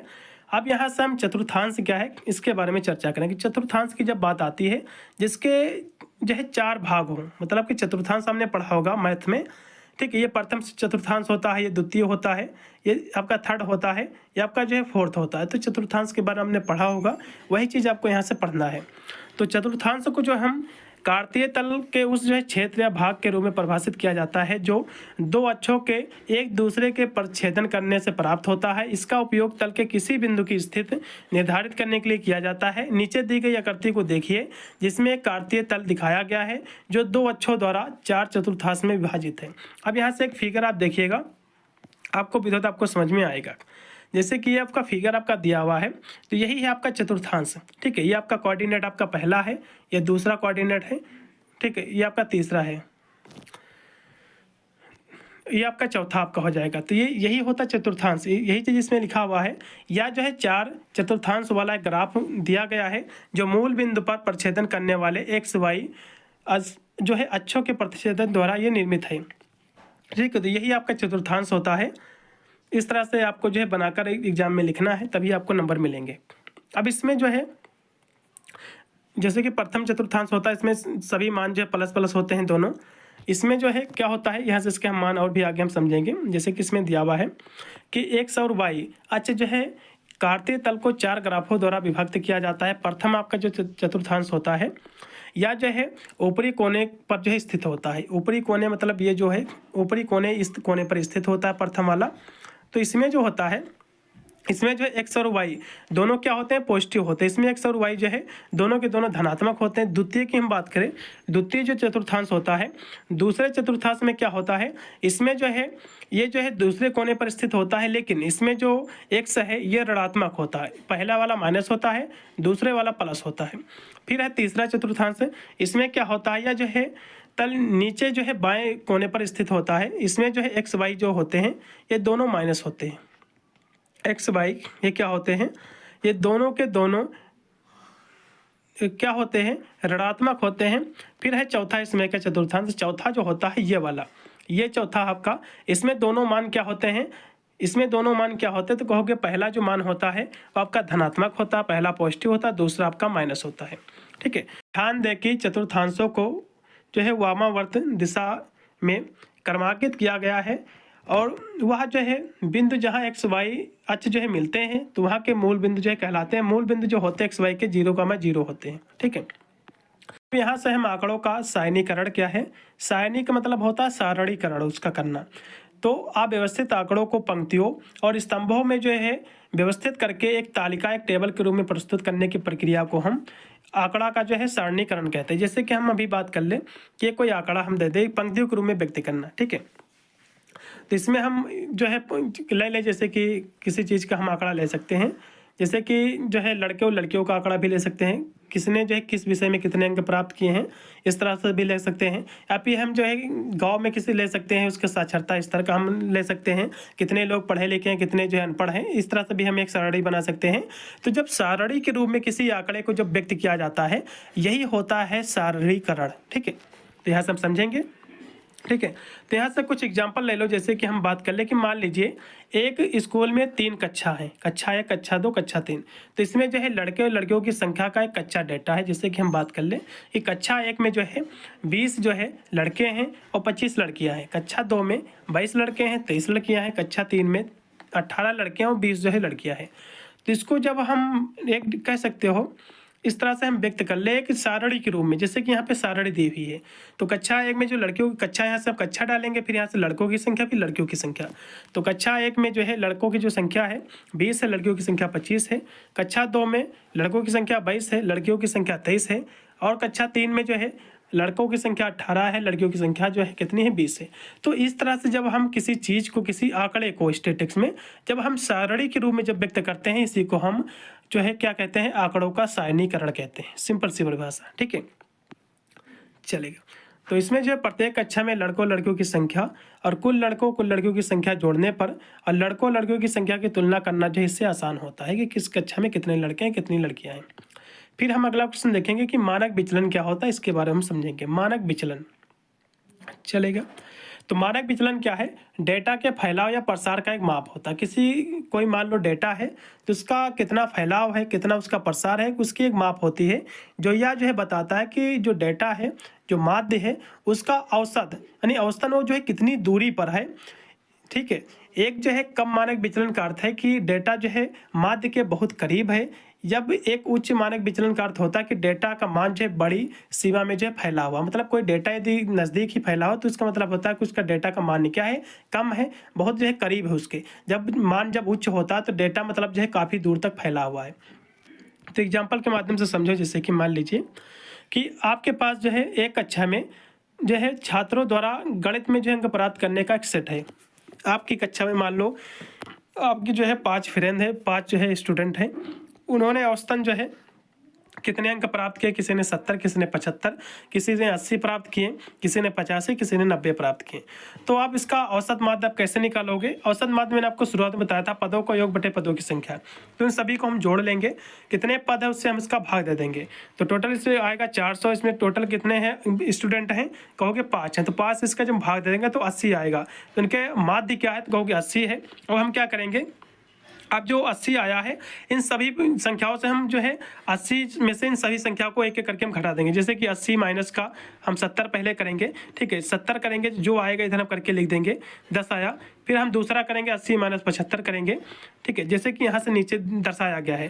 तो ये जो मान आएंगे, तो इन मानों को क्या करना है, हमको फिर से जो है इनका क्या करेंगे, हम प्रत्येक जो मान आएंगे उसका हम वर्ग कर देंगे। ठीक है, फिर हम इसका हम वर्ग विचलन करेंगे। ठीक है, प्रत्येक का हम विचलन का जो है हम वर्ग कर देंगे। तो ये जो विचलन आया है इनके बीच में, इसका जो हम वर्ग करेंगे तो ये जो संख्या प्राप्त होगी हमको। अब ये जो संख्या प्राप्त हुई है, अब इनका हम पुनः क्या करेंगे, इसका हम माध्य निकाल लेंगे, सभी को हम जोड़ लेंगे, फिर हम जो संख्या उससे हम भाग दे देंगे। तो ये जो निकल के आएगा, ठीक है, ये जो अब निकल के आएगा इसको जो हम रूट में कर लेंगे, ठीक है, ये रूट में निकल के आया तो इसको जो हम रूट में व्यक्त कर देंगे। जो 50 आया है तो 50 का जो हम रूट निकालेंगे कितना आएगा, 7.07 आएगा। यही इसका मानक विचलन है। तो इस तरह से इसका आपको मान आपको जो है निकालना है। तो रूट स्क्वायर निकालने से बाद में जब इसका रूट आप निकाल दोगे तो यही आपका जो है मानक विचलन आपका जो है प्राप्त हो जाएगा। ठीक है, तो इस तरह से आपको ज्ञात कर लेना है। अब इसका हम क्या अर्थ है ये भी समझ लीजिए। तो इस उदाहरण में मानक विचलन लगभग जो है 7.07 है। इसका मतलब यह है कि औसतन परीक्षा के जो अंक है, अंक का जो माध्य है 80 से लगभग 7.07 अंक के आसपास जो है बिखरे हुए हैं। यदि जो है किसी अन्य कक्षा का मानक विचलन जो है कम होता है तो उसके अंक 80 के मध्य के बहुत करीब होते हैं। यदि किसी कक्षा में मानक विचलन अधिक होता है तो उसके जो अंक हैं ये मध्य से अधिक दूरी तक फैले होते हैं। तो इस तरह से इसके बारे में आपको लिखना है। फिर अगला क्वेश्चन अब यहाँ से दिया हुआ है जिसका आपको जो है मानक विचलन आपको ज्ञात करना है। तो ये आपकी संख्या दी हुई है, 7 है, 9, 11, 13 और 15। इसका आपको जो है मानक विचलन ज्ञात करना है। अभी मैंने जो क्वेश्चन आपको कराया है मानक विचलन का, सेम वही प्रोसेस इसमें भी लागू होगी। मानक विचलन वाला एक नए क्वेश्चन आपके एग्जाम में बिल्कुल देखने को मिलेगा। तो मानक विचलन आप अभी से सीख लीजिए तो चलेगा। यहाँ से हम इसको भी निकालेंगे। तो यहाँ जो है हमें सबसे पहले निकालने के लिए हम इसका समांतर माध्य सबसे पहले निकाल देंगे। ठीक है, कैसे निकालते हैं समांतर माध्य, पदों का योग बटे पदों की संख्या से इसका जो है समांतर माध्य निकालेंगे। इन सभी संख्याओं को हम जोड़ लेंगे। कितनी संख्याएं हैं, 5 संख्या, तो 5 से इसका जो है भाग दे देंगे। इतना करने पर हमें जो है टोटल इसमें जो कि 55 आएगा, क्योंकि 5 से जब भाग दोगे तो 11 5 जो है 55 होता है, तो 11 यहाँ से प्राप्त हो जाएगा। अब आपको क्या करना है, जो 11 है इन सभी संख्या जो है 11 में से सभी एक एक करके आपको संख्या घटानी है। जैसे कि इसमें 7 - 11 पहले जो है घटा लेना है। ठीक है, फिर 9 माइनस जो है 11 घटा लेना है। माइनस में इसमें चाहे अंक आए या फिर मान आए, माइनस से कोई भी मतलब नहीं है। तो ये जो मान अब आएगा, ठीक है, ये जो मान घटाने पर आएगा, अब इसका आपको जो है क्या करना है, वर्ग आपको करना है, इसका स्क्वायर आपको कर लेना है। ठीक है, इसका आपको वर्ग कर लेना है। तो 4 चौक 16 हो जाएगा, 2 दूनी 4, 0 का चाहे जितना भी वर्ग करो 0 ही आएगा, 2 दूना 4, फिर यहाँ से जो है 4 चौक 16। अब इन सभी संख्याओं को जो है हम जोड़ लेंगे। इन सभी जो है संख्याओं को या फिर कह सकते हैं उनको अलग अलग हम लिख लेंगे। अब इनका हम फिर से समांतर माध्य निकालेंगे। जैसे कि यहाँ इन वर्गों का यहाँ से हम योग ज्ञात करेंगे, तो इनका जब योग हम करेंगे तो टोटल 40 यहाँ से आएगा। कितने इसमें जो है कह सकते हैं जो 40 आया है, इसमें संख्या कितनी है, तो 5 है। अब इसका हम क्या करेंगे, फिर से इसका जब हम समांतर माध्य निकाल लें तो यहाँ से 5 से जब भाग देंगे 40 का, ठीक है, तो कितना आ जाएगा, 5 से जब इसका हम भाग देंगे तो कहोगे जो है इसमें 8 आ जाएगा, 8 × 45। फिर यहाँ से जो 8 आया है, अब हम 8 को क्या करेंगे, अब ये जो मानक विचलन 8 जो लास्ट में आएगा, दोबारा जब आप मानक उसका निकाल लोगे समांतर माध्य, बाद में जो आपका जितना बचेगा उसका आपको स्क्वायर रूट केवल निकाल लेना है। 8 का स्क्वायर रूट, 8 का जब आप स्क्वायर रूट आप निकाल लोगे, ठीक है, फिर जितना आपको प्राप्त होगा वही उसका जो है मानक विचलन कहलाएगा। आशा करता हूँ आपको समझ में आ गया होगा। रूट 8 का जब आप निकालोगे, रूट में जो 8 है इसका जब स्क्वायर आप हटाओगे तो कितना आएगा, 2.83 इसमें जो है निकल के आएगा। तो इस तरह से इसका आपको जो है मानक विचलन आपको ज्ञात करना है। 2 क्वेश्चन मैंने आपको करा दिए हैं, आशा करता हूँ आपको समझ में भी आया होगा। यही 2 में से एक ना कोई एक क्वेश्चन आपके एग्जाम में बिल्कुल आएगा। ठीक है, चलेगा। अब हम यहाँ से केंद्रीय परावर्त क्या है इसके बारे में हम थोड़ा सा चर्चा करेंगे। केंद्रीय परावर्त आपके एग्जाम में क्वेश्चन काफ़ी बार रिपीट भी हुआ है। तो केंद्रीय परावर्त जो है किसी आंकड़ा, समूह या वितरण के मध्य विशिष्ट मांग को दर्शाने वाली संख्या की एक माप है। ये क्या है, केंद्रीय परावर्त जो है किसी आंकड़ा, मतलब कोई एक आंकड़ा हो सकता है किसी भी क्षेत्र का, आंकड़ा, समूह या वितरण के मध्य एक विशिष्ट जो मान होता है, विशिष्ट स्पेशल जो मान उसका होता है, उसको दर्शाने वाली एक संख्या की माप है जो पूरे डेटा सेट का एक संक्षिप्त सारांश प्रदान करती है या जो है डेटा सेट के केंद्र की पहचान करती है। और केंद्रीय परावर्त 3 सबसे जो है इसमें सामान्य कह सकते हो माप होती है केंद्रीय परावर्त की।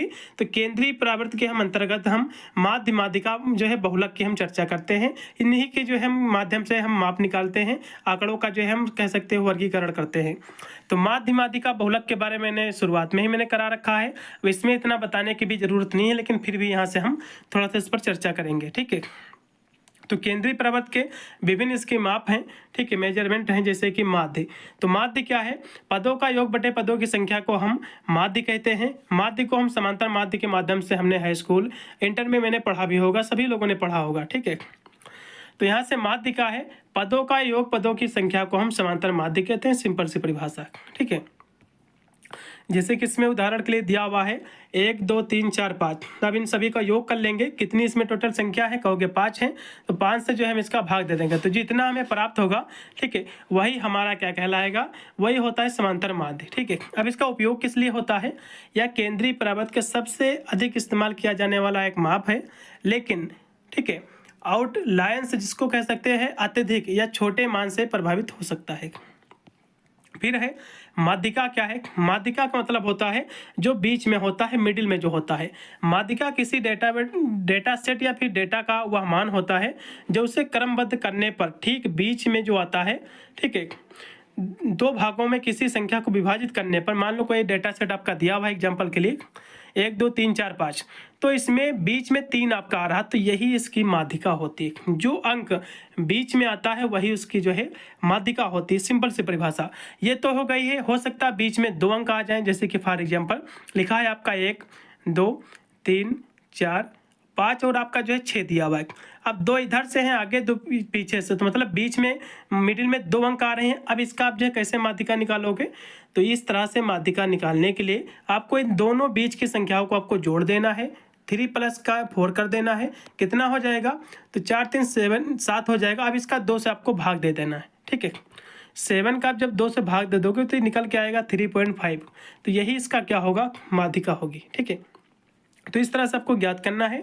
इसके बारे में मैंने पहले ही बताया था, लेकिन यहाँ से भी हम विस्तृत में बताते चल रहे हैं। इसका उपयोग किस लिए किया जाता है, यह माध्यिका पर आउटर लाइंस का बहुत कम प्रभाव पड़ता है, इसलिए यह विषम वितरण, जब डेटा एक तरफ झुका हुआ होता है तो एक अधिक जो है सटीक माप करता है।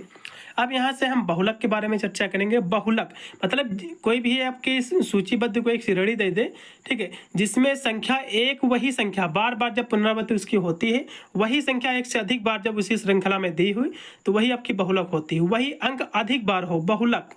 ठीक है, तो यहाँ से कैसे हम देखेंगे, बहुलक वह मान होता है जो किसी डेटा सेट में सबसे अधिक बार आता है, सिंपल सी परिभाषा। उदाहरण के लिए जैसे कि मान लीजिए 1 2 2 फिर 3 आपका 4, तो इसमें 2 जो है 2 बार आया है, तो यही इसका बहुलक हो जाएगा। तो इसमें बहुलक कौन सा है, 2 है। फॉर एग्जाम्पल हम एक दूसरा भी एग्जाम्पल ले सकते हैं, 1 3 3 फिर आपका 5 फिर आपका 5 फिर 5, इसके बाद आपका 6।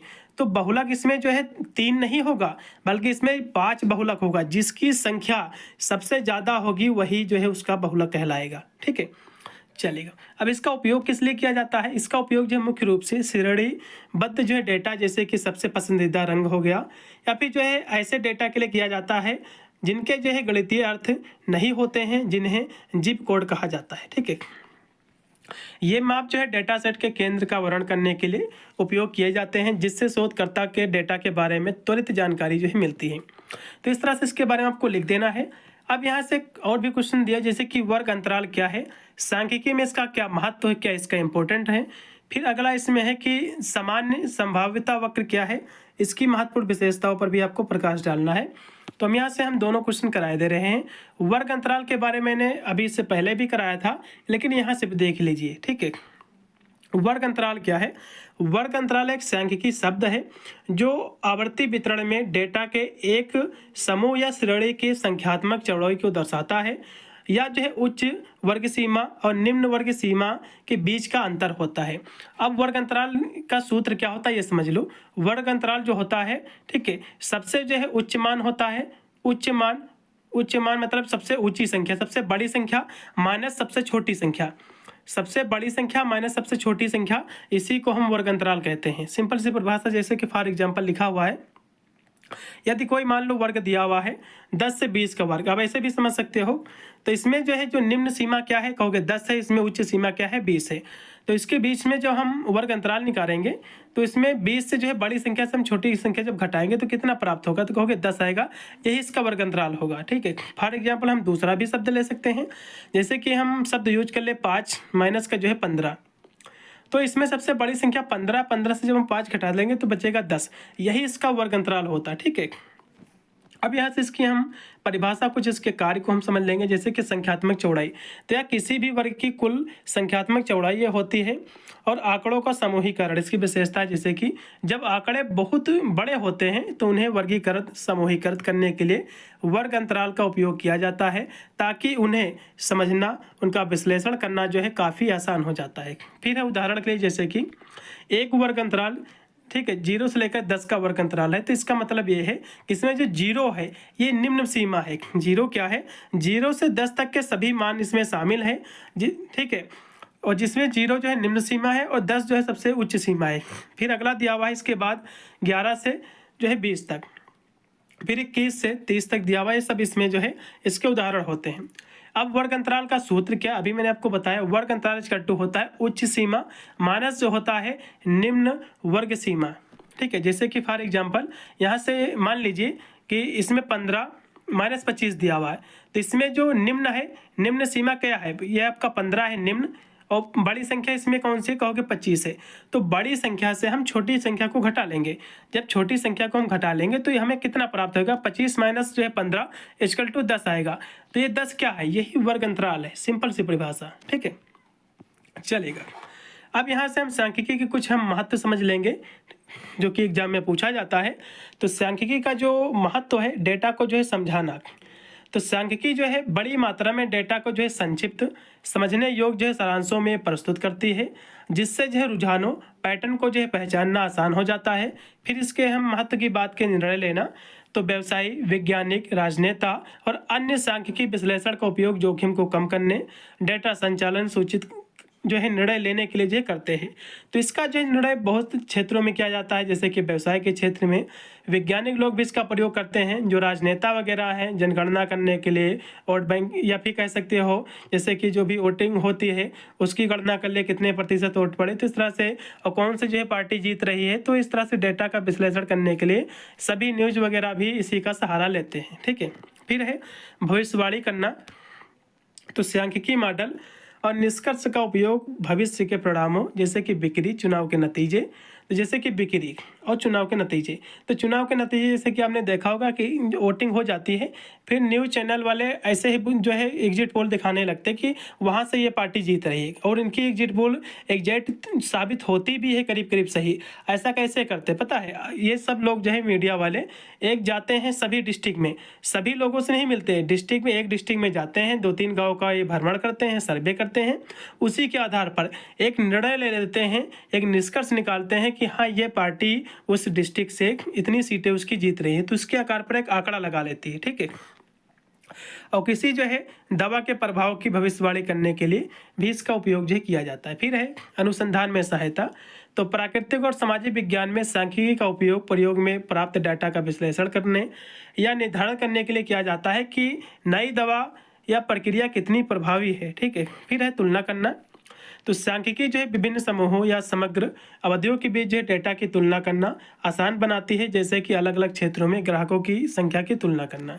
फिर है परिवर्तनशीलता को जो है मापना, तो यह सिर्फ जो है औसत या जो है विश्लेषण नहीं करती है, बल्कि डेटा में परिवर्तनशीलता कि कितना जो है डेटा बिखरा हुआ है उसको ये मापती है, और जिससे जो है अंतर्दृष्टि मिलती है और जिसके परिणाम भी जो है भिन्न हो सकते हैं। तो इस तरह से ये कार्य करता है। अब यहाँ से हम सामान्य संभावना वक्र क्या है इसको हम समझेंगे, जिसको हम नॉर्मल प्रोबेबिलिटी कर्व हम कहते हैं। ये क्या है इसको भी समझ लीजिए, चलेगा।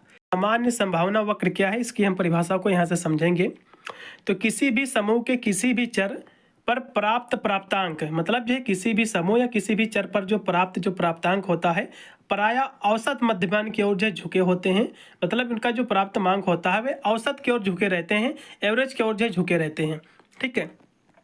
और जब इन प्राप्तांकों का माध्यम के दोनों ओर वितरण एकदम समान होता है तो प्राप्तांकों के इस प्रकार के वितरण को हम समान वितरण कहते हैं। मतलब जो है मान लो कोई भी जो है चर का जो प्राप्तांक है, ठीक है, औसत मतलब जो है मध्यमान की ओर जब झुके होते हैं तब इन प्राप्तांकों का मध्यमान दोनों ओर का जो इनका वितरण होता है, ठीक है, दोनों एक समान होता है। जब दोनों तरफ का है, जब वितरण दोनों तरफ का जो झुकाव है, मान लो इसको आप समझ लो घंटी का आकार, तो इतना ये जो झुकाव है ये भी सेम है, ये भी झुकाव जो है दोनों का दोनों झुकाव जो है सेम है। जब दोनों किसी चर का झुकाव, उसके प्राप्तांकों का झुकाव, उसके प्राप्त या फिर कह सकते हो उसके कोणों का झुकाव जब सेम होता है, ठीक है, तब इसको जो है हम सामान्य वितरण जो है वक्र कहते हैं। और इस प्रकार के प्राप्तांकों के आरेख को हम सामान्य वितरण वक्र कहते हैं। तो इस तरह से हम ग्राफ को भी समझेंगे जैसे इसमें आपका दिया हुआ है। तो ये जो ग्राफ इस तरह से दिया हुआ है, इसमें ये जो पोजीशन है यहाँ पर ये, तो ये दोनों सामान्य हैं और ये दोनों यहाँ के सामान्य हैं। तो जब दोनों सामान्य होती हैं, चाहे उसका अक्ष का झुकाव हो या फिर अन्य कोई स्थिति हो, तो इसी को हम सामान्य संभावना वक्र कहते हैं। इसीलिए सामान्य शब्द जो है जोड़ा गया है, ठीक है। और भी यहाँ से आगे लिखा हुआ है सामान्य संभाव्यता वक्र क्या है, जिसे हम जो है घंटी वक्र या फिर जो है गासियन वक्र भी कहते हैं। यह एक जो है समित घंटी के आकार का ग्राफ होता है जो दर्शाता है कि किसी वितरण में अधिकांश जो मान है यह मध्य के आसपास केंद्रित रहता है। मतलब जो है ये जो घंटी दी हुई है जैसे कि इसमें दिया हुआ है, तो ये इधर का जो मान इधर के दोनों कब कह सकते हो एक समान होते हैं। कुछ ही ऐसे मान होते हैं जैसे कि जो शीर्ष पे होता है तो ये थोड़ा सा डिफरेंट होता है मान। जैसे कि परीक्षा में आप समझ लो, आपने जो है आप अपनी कक्षा में आपने देखा होगा, आपके औसतन जितने भी आपके दोस्त रहे होंगे तो उनका परसेंटेज हो सकता है 2-3% से लेकर 5% से लेकर, नहीं तो उसी के करीब करीब सबका परसेंटेज होगा स्कूल में। कुछ आपके ऐसे कम ही लोग होंगे जो कि फेल हुए होंगे, कुछ ऐसे ही लोग होंगे जो कि टॉपर किया होगा, ठीक है। और अधिक लोगों का जो है औसत क्या है, सामान्य रहता है। तो वही चीज़ इसमें भी कहा गया है। और इनकी जो है मुख्य विशेषताओं में जो है सममित होना, एक ही शिखर यानी मोड होना, और आधार रेखा के लिए जो है कह सकते हो अनंत स्पर्शी होना, जो कि अनंत स्पर्शी का मतलब होता है कि कभी उसे स्पर्श न करना, इसमें शामिल है। तो इसकी हम यहाँ से विशेषताओं को समझेंगे। जैसे कि घंटी का आकार का, तो ये घंटी के आकार का वक्र होता है। तो यह वक्र जो है घंटी की तरह दिखता है, जिसका जो है सबसे ऊंचा बिंदु जो है मध्य पर होता है, यानी यहाँ पर इसका सबसे ऊंचा बिंदु जो होता है। फिर है सममित, तो जो है वक्र का बायां और जो दायां एक दूसरे के जो है दर्पण प्रतिबिंब होते हैं। देखो ये जो बायां है, ठीक है, ये बायां और ये जो दायां, ये दोनों एक दूसरे के प्रतिबिंब होते हैं। फिर है एकल शिखर, तो वक्र का केवल एक ही शिखर होता है जो मध्य माध्यिका बहुलक को जो है दर्शाता है। फिर है जो है अनंत स्पर्शी, मतलब वक्र जो है आधार रेखा के करीब आता है लेकिन उसे कभी भी जो है स्पर्श नहीं करता है। फिर है क्षेत्र का वितरण, तो वक्र का 50% क्षेत्र बाईं ओर, शेष 50% दाईं ओर स्थित होता है, जिसका अर्थ है कि मध्य से ऊपर या नीचे की जो संभावना है ये बराबर होती है, इसलिए इसको सामान्य संभाव्यता वक्र कहा गया है। तो इस तरह से लिख देना। फॉर एग्जाम्पल जैसे कि मनुष्यों की ऊंचाई या परीक्षा के अंक, तो जहाँ ज़्यादातर लोगों के जो है औसत के जो है करीब ही होते हैं, बहुत कम लोग जो है अधिक या फिर जो है कम अंक प्राप्त करते हैं। आपने देखा होगा मनुष्य की जो ऊंचाई होती है 5 पॉइंट से लेकर 6 इंच 7 इंच, तो इस तरह से या फिर 5 पॉइंट के करीब करीब सभी लोगों की उतनी ही हाइट होगी। बहुत ही कम ऐसे लोग होते हैं जो बहुत छोटे होते हैं फिर बहुत लंबे होते हैं। नहीं तो अधिकतर आप देखो अपने ही गाँव के, तो आप एक आंकड़ा निकाल लो तो आपको करीब करीब 1-2 इंचों की हम बात नहीं करें, 2-4 इंचों की, नहीं तो आपको जो है फिट का कोई भी अंतर नहीं आएगा, ठीक है, इंचेज में ही अंतर आएगा। करीब करीब आपके सभी हाइट के लोग मिलेंगे आपको। उसी प्रकार परीक्षा में आपके अधिकतर ऐसे दोस्त होंगे, अधिकतर लोगों का परसेंटेज ऐसा होगा जो आप लोगों के एकदम करीब ही होगा, ठीक है।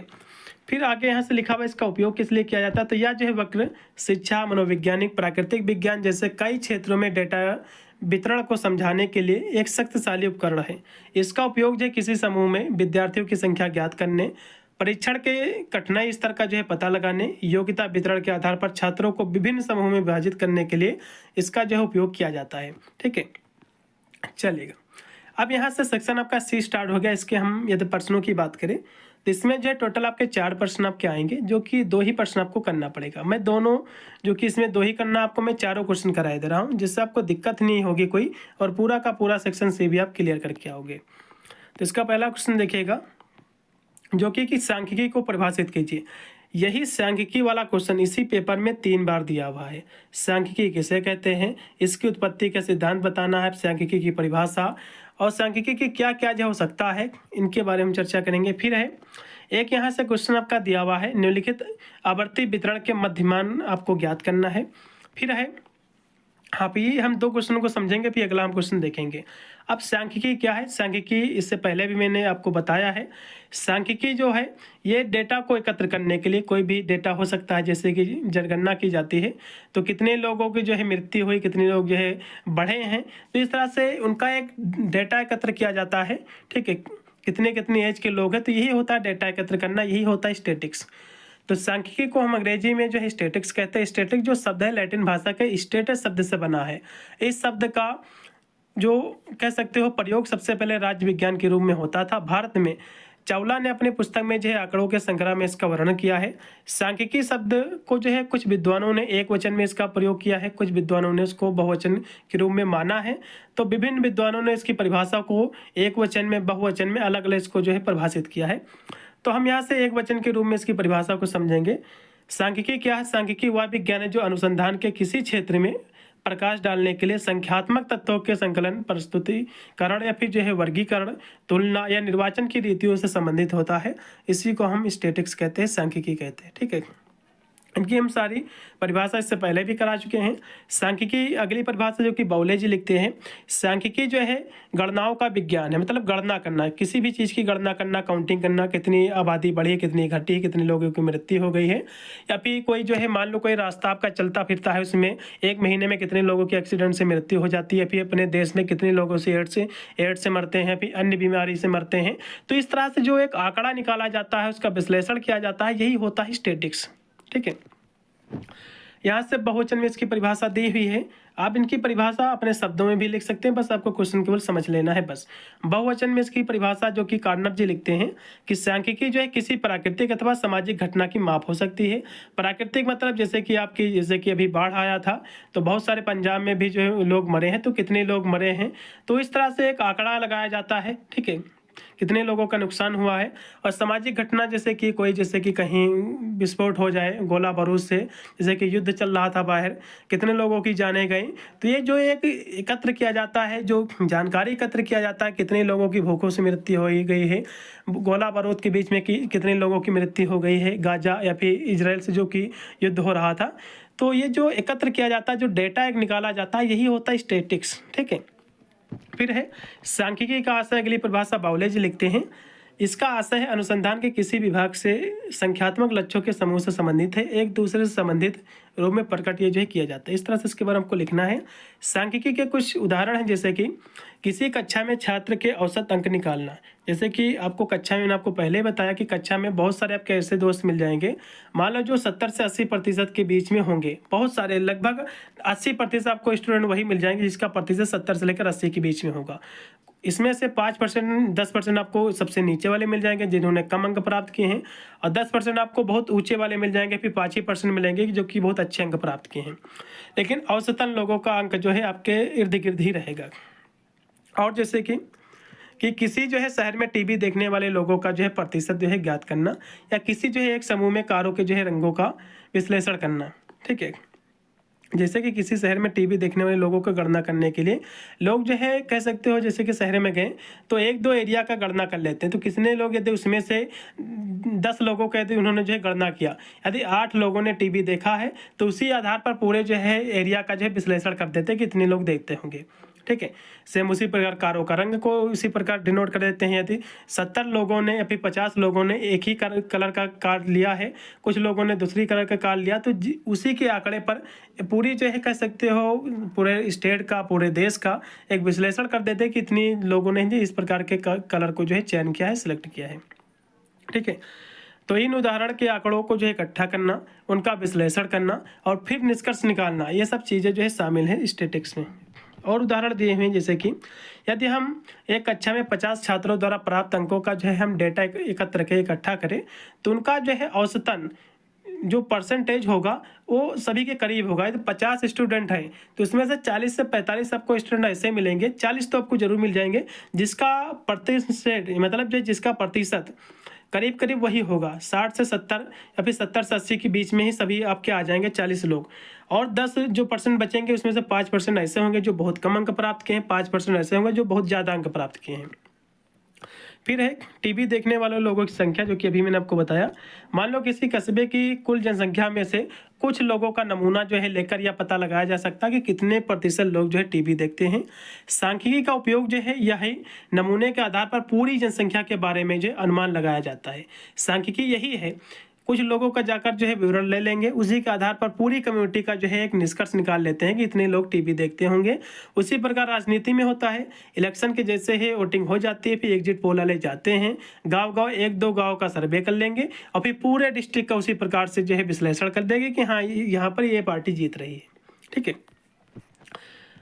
और भी दिया हुआ जैसे केंद्रीय परावर्त की माप, तो इसमें माध्यमाधिका बहुलक जो कि मैंने आपको समझाया है, इसके कुछ महत्व सांख्यिकी की जैसे कि यह जो है आंकड़ों के जो है संग्रह को व्यवस्थित करने में मदद करती है, या डेटा को रुझानों को समझने उसका विश्लेषण करने में सक्षम बनाती है, या आंकड़ों के आधार पर वैज्ञानिक तरीके से निष्कर्ष निकालने और भविष्यवाणी करने में सहायक है। तो इस तरह से इसके जो है आपको लिख देना है महत्व। अब यहाँ से आवर्ती वितरण का आपको मध्यमान आपको निकालना है, ये भी क्वेश्चन अंकित है, इसको भी समझ लीजिए। इसमें जैसा कि आपका जो है इसमें दिया हुआ है, ठीक है, वर्ग अंतराल आपका दिया हुआ है और आपका जो एफ का आपका वैल्यू दिया हुआ है। अब इन्होंने जो है सच्चाई बारंबारता कैसे निकाली इसको समझ लो। इन्होंने क्या किया है सच्चाई बारंबारता निकालने के लिए, देखो आपको ये दो आपके ऑप्शन होंगे, सच्चाई बारंबारता आपको निकालनी पड़ेगी। जैसे कि 3 आ गया तो 3 इसको इन्होंने लिख दिया, ठीक है। फिर इन्होंने क्या किया है 3 4 7 इन्होंने लिख दिया, 7 में फिर उन्होंने जो है क्या जोड़ दिया 6 जोड़ोगे 13 हो गया। फिर 13 में इन्होंने 10 जोड़ा है, कितना हो गया 26 में 7 जोड़ोगे 30 हो जाएगा। 30 में जो है 5 जोड़ोगे 35 हो जाएगा। 35 में 4 फिर 39 फिर 1 जोड़ोगे 40 हो जाएगा। तो इस तरह से उन्होंने सच्चाई बारंबारता निकाल ली। तो एफ का मान टोटल कितना है 40 है। तो 40 n जो कि 40 दिया हुआ n/2 कर देंगे, जो कि 40 का, तो यहाँ से इसका माध्यिका क्या आ जाएगी, वो आ जाएगी इसमें कितना आ जाएगा कहोगे 20। अब माध्यिका वर्ग वह वर्ग अंतराल है जो सच्चाई बारंबारती आवृत्ति 20 से थोड़ी अधिक या उसके बराबर होगी। तो उसके 20 के थोड़ा अधिक या उसके बराबर होगी, तो इसमें हम देखें सही से तो 20 के बराबर उसके जो करीब होगा। तो इसमें 20 के बराबर उसके करीब में देखें तो ये 23 वाला दिख रहा है, तो इसके यहाँ से वर्ग अंतराल कितना है 12 से 14 है। इसमें एफ का मान कितना है 10 है। तो वही चीज़ यहाँ से इन्होंने फाइंड आउट किया है, ठीक है। वही चीज़ यहाँ से जो कि 12 से 14 के अनुरूप यहाँ से वर्ग अंतराल है, इसमें जो कि इसका माध्यिका वर्ग यहाँ से ज्ञात करना है। फिर यहाँ से सूत्र के माध्यम से इसको उन्होंने फाइंड आउट किया है। तो यहाँ से क्या है, इसमें जो एल दिया हुआ है जो कि सबसे वर्ग की निचली सीमा क्या है वो आपका जो है 12, सबसे छोटी सीमा। सबसे बड़ी सीमा क्या है 14 है। ए जो कि एफ कितना दिया था 10, उसी के बीच में दिया हुआ था, जो कि मैंने आपको दिखाया था अभी। देखो 23 के बीच में जो कि यही 30 के बीच में 10 एफ का मान यहाँ से दिया हुआ है। तो अब इन्होंने इसका जो है निकाल लिया, सच्चाई बारंबारता 13 है इसकी, ठीक है।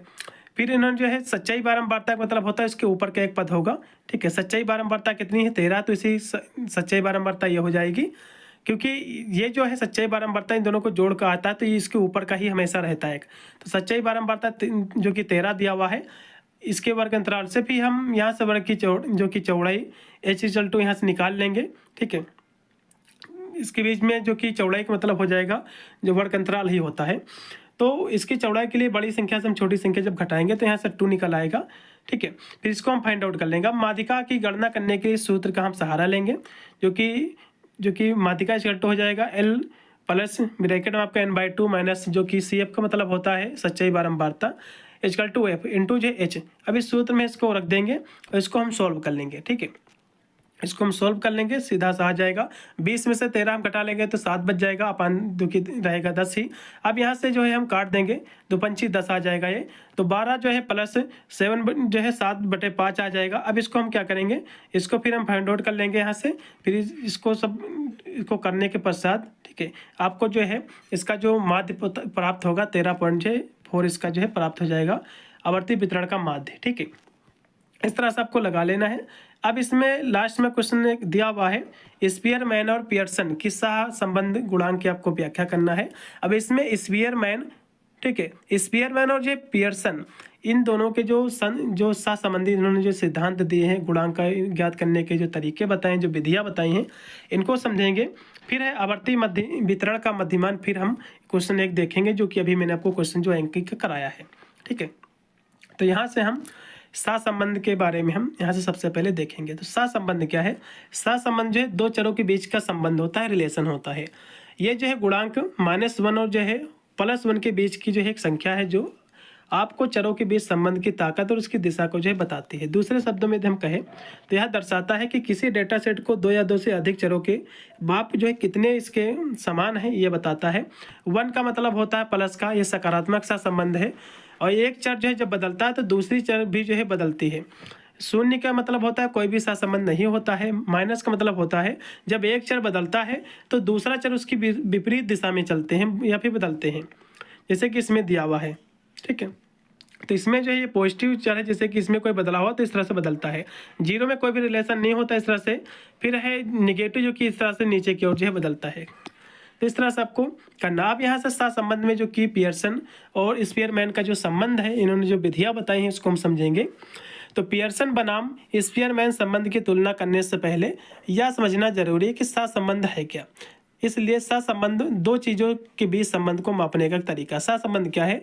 दो चीज़ों के बीच या फिर दो चरों के बीच में जो संबंध होता है, जो रिलेशन होता है, उसको मापने का एक तरीका है। यह दर्शाता है कि क्या एक चीज़ के बदलने पर दूसरी चीज़ में भी बदलती है। ये सिद्धांत कहता है सहसंबंध का, यदि हम किसी एक चर में जब बदलाव करते हैं तो दूसरे चर में भी कोई बदलाव होता है या नहीं होता है। सहसंबंध का जो मान है -1 से लेकर +1 के बीच हो सकता है। और भी लिखा हुआ है सहसंबंध गुणांक जो है -1 और +1 के बीच की संख्या है जो आपको चरों के बीच संबंध की ताकत और दिशा बताती है। तो इसके बारे में भी आपको बताया।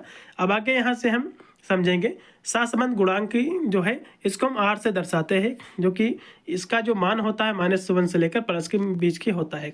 सकारात्मक सहसंबंध जो कि मैंने आपको बताया था, लेकिन फिर देख लीजिए इसका एग्जाम्पल सहित। सकारात्मक का मतलब होता है जब एक चर में कोई वृद्धि की जाती है, बढ़ोतरी की जाती है, तो दूसरे चर में भी वृद्धि होती है। ठीक है, जैसे कि किसी व्यक्ति की ऊंचाई जब बढ़ती है तो उसके कपड़े का आकार भी बढ़ जाता है। जब बड़ा होगा व्यक्ति तो उसके कपड़े भी उसी तरह बड़े लेगा हो। ठीक उसी प्रकार जैसे कि जो मेहनत ज़्यादा स्टूडेंट करता है उसके परीक्षा में अंक भी ज़्यादा आते हैं। तो ये होता है सकारात्मक सहसंबंध।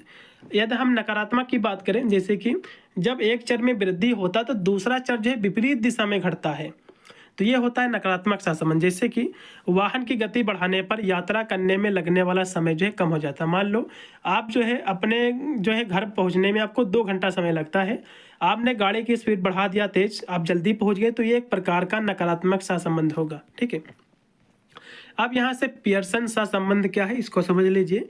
पियर्सन सहसंबंध जो है गुणांक मापता है कि दो सतत वस्तुएं एक सीधी रेखा में किस प्रकार संबंधित है। इनका कहना है पियर्सन जी का, ये मापते हैं अपने सिद्धांत के माध्यम से कि जब दो वस्तुएं सतत, ठीक है, वस्तुएं एक सीधी रेखा में एक दूसरी से किस प्रकार संबंधित है। मान लो दो सतत रेखाएं एक दूसरे से किस प्रकार संबंधित है, दो रेखाएं, इसे जो है इस प्रकार दर्शाया गया है। जैसे कि इसमें R जो है जो कि सहसंबंध गुणांक है, और यह जो है दोनों चीज़ के बीच उसके समग्र परिवर्तन साथ कैसे जो है परिवर्तन होता है, इसकी तुलना जो है करके निकाला जाता है। यह मानकर चला जाता है कि डेटा समान रूप से कितना फैला हुआ है और इन दोनों के बीच में क्या रिलेशन है, इनके बीच में क्या संबंध है। सीधा है संबंध है, सीधा ही संबंध होता है, वक्र वाला संबंध नहीं होता। ठीक है, इनका सूत्र भी दिया हुआ है, ये इनका सूत्र है, इसको देख लीजिए। फिर इसमें सूत्र को बताया भी गया है, इसके अंकों को कौन कौन से इसमें इंडिकेट किया गया है इनको। फिर यहाँ से हम पियर्सन का सहसंबंध के हम उदाहरण को देखेंगे। जैसे कि पियर्सन बनाम स्पीयरमैन सहसंबंध उदाहरण के लिए, क्षेत्र में यदि आप ऊंचाई वजन के बीच संबंध की जांच करना चाहते हैं तो दोनों सतत हैं, तो आप जो है पियर्सन सहसंबंध का प्रयोग जो है कर सकते हैं। इससे यह पता चलेगा कि लंबे लोगों का वजन जो है ज़्यादा होता है, ये सकारात्मक सहसंबंध है और कोई सीधी रेखा में संबंध जो है नहीं होता है। इनका कहना मतलब ये है कि जो लोग लंबे होते हैं उनका वजन भी ज़्यादा होता है, उदाहरण है। अब मुझे जो है पियर्सन सहसंबंध का उपयोग जो है कब करना चाहिए, जैसे कि दोनों बातें जब निरंतर हो और यह जो है संबंध जब एक सीधी रेखा में हो और डेटा एक समान जो है पैटर्न का जब अनुसरण करता हो और इसमें कोई जो है बड़ी चूक जब ना हो, तब इसका हम प्रयोग कर सकते हैं। और यह जो उन परिस्थितियों के अनुसार अच्छा है जहां आप सीधी रेखा में कनेक्शन की उम्मीद करते हैं, जैसे कि तापमान, बिजली की खपत के बीच संबंध की जाँच करना। ठीक है, अब यहाँ से हम स्पीयरमैन के सहसंबंध गुणांक की हम व्याख्या करेंगे। तो स्पीयरमैन का सहसंबंध गुणांक क्या है, तो पियर्सन बनाम स्पीयरमैन सहसंबंध के संघर्ष में स्पीयरमैन सहसंबंध गुणांक मापता है कि दो वस्तुएं अपने जो है क्रम या रैंक के आधार पर किस प्रकार एक दूसरे से संबंधित है। यह जांच करता है कि क्या उनके बीच का संबंध एक दिशा में बढ़ रहा है, भले ही वह जो है सीधी रेखा में ना हो। पियर्सन के विपरीत स्पीयरमैन को डेटा के समान पैटर्न का पालन करने की आवश्यकता नहीं होती है और यह जो है रैंक या क्रमित डेटा के साथ अच्छी तरह से जो है काम करता है। सूत्र इनका देख लीजिए। फिर यहाँ से सूत्र के जो इसमें शब्द प्रयोग हुए हैं इनके यहाँ से बताया गया है, जैसे कि DI और X और Y ये जो है संगत मानों के बीच रैंकों का अंतर है। N जो है डेटा बिंदुओं की संख्या है। अब इनका जो उदाहरण क्या है स्पीयरमैन सहसंबंध का, तो यदि जो है आप छात्रों के परीक्षा स्कोर, मतलब आप जो है जो परीक्षा लेते हो छात्रों की, उसकी परीक्षा स्कोर और कक्षा में उसकी रैंक के बीच संबंध की जब जांच करना चाहते हो, तो भले ही डेटा सीधी रेखा में ना हो, तो आप जो है स्पीयरमैन सहसंबंध का उपयोग करके देख सकते हैं कि क्या उच्च स्कोर बेहतर रैंक की ओर ले जाते हैं। फिर है स्पीयरमैन का जो है प्रयोग कब करना चाहिए। स्पीयरमैन सहसंबंध का प्रयोग जो है तब करें जब डेटा जो है क्रमबद्ध हो, समान पैटर्न का अनुसरण नहीं कर रहा है, यदि जो है रिश्ता एक दिशा में चलता है तो सीधी रेखा में नहीं है, और जो है कुछ अपवाद पियर्सन के परिणामों को जो है प्रभावित कर सकते हैं। आप जो है रैंक्ड डेटा के साथ जो है काम कर रहे हैं, या जो है स्पीयरमैन को ग्राहक संतुष्टि, रेटिंग या अध्ययन समय और कक्षा रैंक के बीच संबंध जैसी चीज़ों के लिए बेहतरीन ये बनाता है। तो इस तरह से आपको लिख देना है। अब यहाँ से हम आवर्ती वितरण का मध्यमान यहाँ से हम ज्ञात करेंगे, जैसे कि इसमें आपका दिया हुआ था।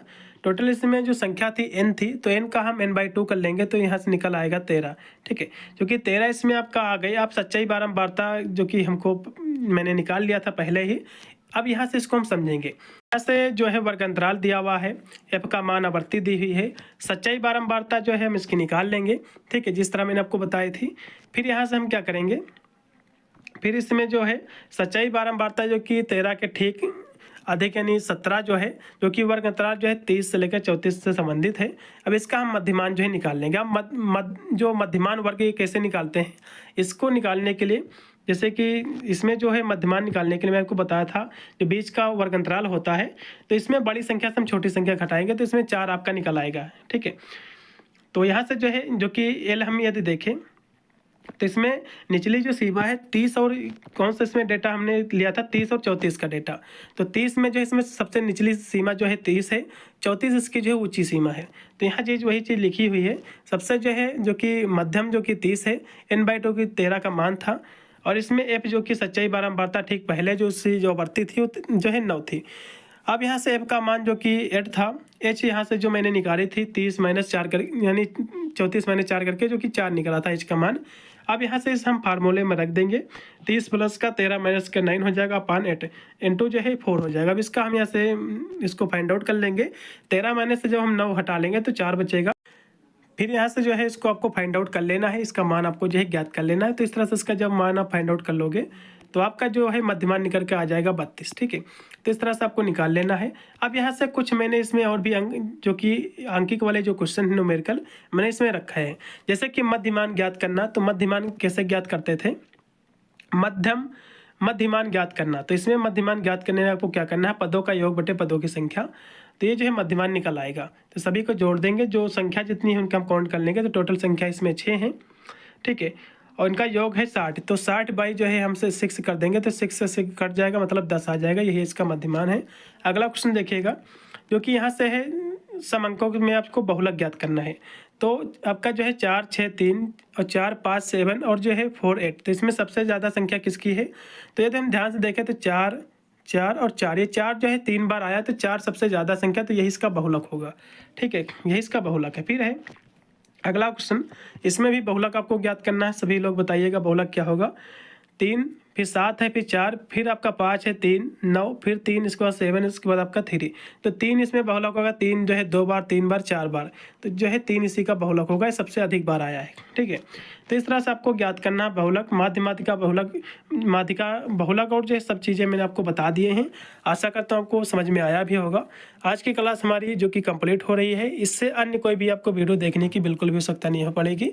इसका फर्स्ट पेपर ऑलरेडी कवर है। अब जाकर प्ले लिस्ट में वीडियो के डिस्क्रिप्शन में लिंक मिलेगा, आज जाकर उसको भी देख सकते हैं। अन्य सब्जेक्ट भी हमारे कवर हो चुके हैं, जाकर उनको भी देख सकते हैं। मिलता है वीडियो के लिए, तब तक सभी को thank you for watching this video.